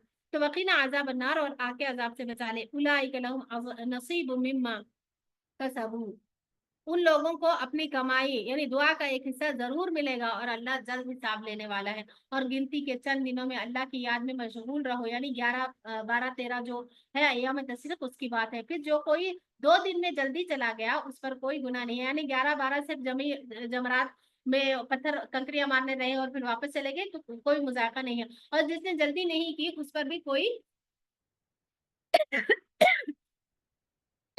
गुनाह नहीं। उसके लिए जो मुत्तकी है, और अल्लाह से डरो और जान लो कि तुम लोग उसी के पास जमा किए जाओगे। और कोई आदमी ऐसा होता है जिसकी बात दुनियावी जिंदगी में अपने जिसकी दुनियावी जिंदगी में आपको बहुत पसंद आए और अल्लाह को अपने दिल की सदाकत पर गवाह बनाता है, हालांकि वो बदतरीन झगड़ालू होता है। यानी जरूरी नहीं है कि कोई इंसान अगर जाहिर में नेक है तो वो बातिन से भी नेक ही हो, अल्लाह दिलों के हाल को बेहतर जानता है। और जब वो आपके पास से लौटता है तो जमीन में फसाद फैलाने की कोशिश करता है और खेतियों और मवेशियों को हलाक करता है, और अल्लाह फसाद को पसंद नहीं करता। अल्लाह ताला क्या नहीं पसंद करते? फसाद, चाहे वो घरों में हो, चाहे वो ऑर्गेनाइजेशंस में हो, मसाजिद में हो, कहीं पर भी हो, अल्लाह सुब्हाना व तआला को फसाद पसंद नहीं है। इस वजह से कोई भी ऐसा काम हम लोग को नहीं करना चाहिए जिससे हमारे घरों का अमन सुकून खत्म हो और फसाद हो घरों में। और जब उससे कहा जाता है कि अल्लाह से डरो तो उसका गुरूर उसे गुनाह पर आमादा करता है, यानी ऐसे काम मत करो जिससे फसाद फैल रहा, लोगों में लड़ाई हो रही, झगड़े हो रहे। छोड़ दो इन चीजों की, क्या बात है, ठीक है, कोई बात नहीं। लेकिन इंसान अब क्या है, नहीं मैं कहीं को छोड़ दूं, मैं कहीं को माफ कर दूं, मैं अब उसको लेके बैठ जाते हैं, तो क्या होता है? उससे और भी फसाद फैलता चला जाता। तो उसका गुरूर उसे गुनाह पर आमादा करता है, मैं क्यों झुकूं? फिर जहन्नुम उसके लिए काफी है, जो बड़ा ही बुरा ठिकाना है। और बाज लोग ऐसे होते हैं जो अल्लाह के रजा के खातिर अपनी जान बेच देते हैं, और अल्लाह अपने बंदों पर बड़ा मेहरबान है। यानी लोगों में भी दो कैटेगरी से, एक छोटी ही सी बात को बड़ा सा बतंगड़ बनाते हैं, और एक जन वो है जो बड़ी से बड़ी बात को भी अल्लाह के खातिर जाने देते। है ईमान वालों, इस्लाम में पूरे तौर पर दाखिल हो जाओ और शैतान के नक्शे कदम की इत्तबा न करो, बेशक वो तुम्हारा खुला दुश्मन है। बस अगर तुम लोग अपने पास खुली निशानियां आ जाने के बाद में राह हिदायत से फिसल जाओगे तो यकीन जानो कि अल्लाह बड़ा जबरदस्त बड़ी हिकमतों वाला है। क्या वो उस वक्त उस बात का इंतजार कर रहे हैं कि अल्लाह ताला उनके पास बादलों के साइबानों में अजाब लेकर आ जाए? यानी ये मनमानियां तब तक करते रहेंगे जब तक कि कयामत नहीं आ जाती, ऐसी जिंदगी गुजारते रहेंगे नाफरमानियों वाली, और फरिश्ते आ जाए और उनका मामले का फैसला हो जाए और तमाम उमूर फिर आखिर अल्लाह ही की तरफ लौटाए जाते हैं। आप बनी इसराइल से पूछ लीजिए, हमने उन्हें बहुत सारी खुली निशानियां दी थी, और जो कोई अल्लाह की नेमत मिलने के बाद उसे बदल देगा तो अल्लाह बड़ा ही सख्त अजाब देने वाला है। अहले कुफ्र के लिए दुनिया की जिंदगी खुशनुमा बना दी गई है, यानी जो काफिर है उन लोगों के लिए दुनिया की जिंदगी सब कुछ है। لیکن ایک مومن جو ہے نا وہ اس کے لیے آخرت سب کچھ ہوتی ہے، اس کے نظر میں آخرت کی اہمیت ہوتی ہے، اور وہ اہل ایمان کا مذاق اڑاتے ہیں، اور اہل تقوی کو قیامت کے دن کافروں پر فوقیت حاصل ہوگی، یعنی کافر جو ہے نا قیامت کے دن کیا ہے، جہنم میں ہوں گے، اور اہل تقوی جو ہے یا پھر اہل ایمان جو ہے وہ قیامت کے دن کافروں کے اوپر ان لوگوں کو بڑا درجہ اللہ تعالیٰ دے گا، اور اللہ جسے چاہتا ہے بے حساب روزی دیتا ہے۔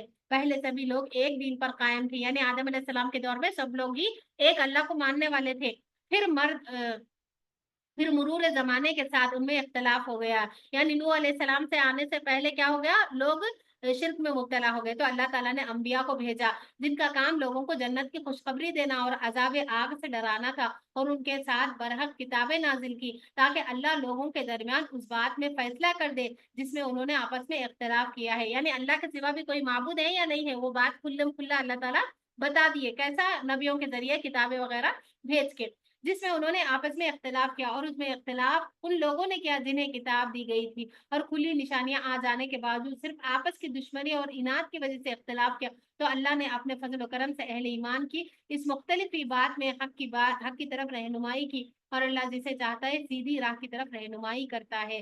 کیا تم سمجھتے ہو کہ جنت میں داخل ایسے ہی ہو جاؤ گے، حالانکہ تم پر ابھی وہ حالات نہیں گزرے جو تم سے پہلے والے لوگوں پر گزرے ہیں، انہیں سختیاں اور تکلیفیں لاحق ہوئی، اور اسی طرح جھنجھوڑ دیے گئے کہ اللہ اور اس کے رسول اور مومنین پکار اٹھے کہ اللہ کی مدد کب آئے گی، آگاہ رہو کہ اللہ کی مدد قریب ہے، یعنی یہ دین کے دعوے اور دین پر چلنے کی جو باتیں ہیں، یا دین پر جو دین پر جو ہے یا جنت کے پانے کی، یا اللہ تعالیٰ سے جو ہے نا لو لگانا، یا اللہ رب العالمین کے اوپر ایمان لانے کی، یا دین کے لیے سب کچھ کر دینے کی، یا مر مٹنے کے جو دعوے ہیں انسان کے، وہ صرف دعوے نہیں ہے بلکہ اس کو سچا بھی ثابت کرنا ہوگا، اور وہ کیسا کہ اللہ تعالیٰ آزمائیں گا انسان کو، تو آزمائش آنے کے بعد میں جو یہ راستہ چھوڑ کے بھاگ جائیں گے، جو دین کو پیچھے چھوڑ دیں گے، پھر ان کے لیے خسارہ ہے، تو اللہ تعالیٰ کیا بولے کہ ایسا کبھی بھی نہیں ہوا کہ ایک انسان کیا بولا کہ میں دین پر عمل کرنے والا ہوں، میں اللہ کو مانتا ہوں، اور اللہ تعالیٰ اس کو جنت میں ڈال دیے، نہیں، بلکہ ہمیشہ سے ایسا ہوا ہے کہ جو بھی انسان دین پر عمل کرنے کا دعویٰ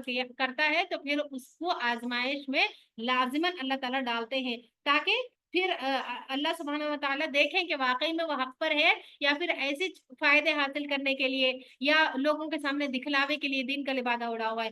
بس آپ سے لوگ پوچھتے ہیں کہ اللہ کی راہ میں کیا خرچ کریں، آپ کہہ دیجیے کہ جو مال بھی تم چاہو خرچ کرو، والدین کے لیے، رشتہ داروں کے لیے، یتیموں کے لیے، مسکینوں کے لیے اور مسافروں کے لیے، اور تم جو کار خیر بھی کرو گے اللہ تعالیٰ کو اس کا پورا علم ہوتا ہے۔ تم پر جہاد فرض کر دیا گیا ہے، اب مدینہ میں آنے کے بعد میں جہاد فرض ہوا تو رمضان میں، لیکن مکہ میں جب تک تھے تو جب تک کافر بہت ستارے بھی تھے، لیکن مسلمانوں کو جواب دینے کی اجازت نہیں تھی، اگرچہ وہ تم کو ناپسند ہے، اور بہت ممکن ہے کہ تم کسی چیز کو ناپسند کرتے ہو حالانکہ تمہارے لیے اچھی ہے، یعنی اگر تم ایک چیز کو ظاہر دیکھ کے اس کو پسند بھی کرے، ہو سکتا ہے کہ تمہارے لیے وہ چیز بہت نقصان دہ ہے، اور ایک چیز تم ظاہر میں دیکھ کے اپنے لیے بہت نقصان دہ اور ناپسند سمجھ رہے، لیکن ہو سکتا ہے کہ وہ اللہ تعالیٰ کی طرف سے تمہارے لیے بہت ہی بہتر چیز ہو، تو ظاہری طور پر انسان کو ہمیشہ کوئی آخری حتمی فیصلہ نہیں کر لینا چاہیے، اور وہ تمہارے لیے اچھی ہے، اور بہت ممکن ہے کہ تم کسی چیز کو پسند کرتے ہو حالانکہ تمہارے لیے وہ بہت بری ہے، اور اللہ جانتا ہے اور تم لوگ نہیں جانتے، تو اسی لیے ہمیشہ سے اللہ سے رہنمائی مانگنی چاہیے۔ اسی مناسبت میں ہماری شریعت محمد صلی اللہ علیہ وسلم میں استخارہ ملتا ہے کہ جب بھی کوئی انسان کام کرے تو اللہ سبحانہ و تعالیٰ سے مشورہ لے کے یہ کام میں کروں یا نہ کروں، اور اس کے لیے استخارہ کی نماز پڑھنا ہے اور استخارہ کی دعا پڑھنا ہے۔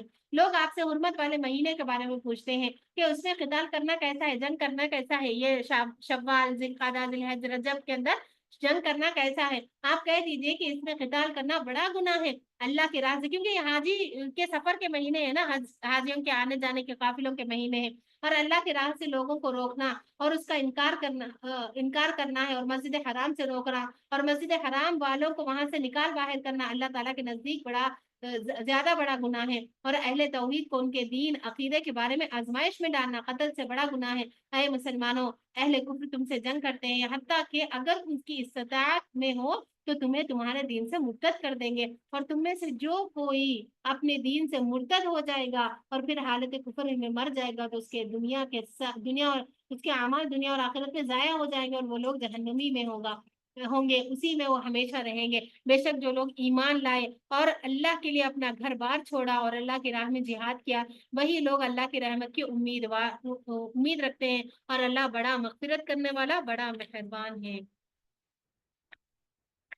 آج کے لیے اتنا ہی کافی ہے، آگے کی آیات انشاءاللہ ہم کل کنٹینیو کریں گے۔ اللہ سبحانہ و تعالیٰ سے دعا ہے کہ اللہ تعالیٰ ہمیں صحیح فہم کے ساتھ آیات قرآن کو سمجھنے کی توفیق عطا فرمائے۔ اللہ سبحانہ و تعالیٰ سے دعا ہے کہ جو کچھ بھی ہمیں پڑھا ہے اس کے اوپر اللہ تعالیٰ ایسے طریقے سے عمل کرنے کی توفیق عطا فرمائے۔ رمضان میں جو بھی ہم عبادت کر رہے ہیں اللہ تعالیٰ ان عبادات کو اور زیادہ کرنے کی اور نیکیوں اور بھلائیوں میں اور خیرات میں آگے سے آگے بڑھنے کی توفیق عطا فرمائے، اور تمام ہمارے نیک کاموں کو قبول فرمائے۔ جتنی بھی ہماری دعائیں ہیں اللہ سبحانہ و تعالیٰ ان کو احسن طریقے سے قبول فرمائے، اور دنیا اور آخرت دونوں جہانوں کی بھلائی ہم سب کو نصیب فرمائے۔ آمین وآخر دعوانا ان الحمد للہ رب العالمین وما علیک الا البلاغ المبین۔ سبحانک اللہم وبحمدک نشہد ان لا الہ الا انت نستغفرک ونستغفرک ونتوب الیک۔ بارک اللہ فیکم۔ السلام علیکم ورحمۃ اللہ وبرکاتہ۔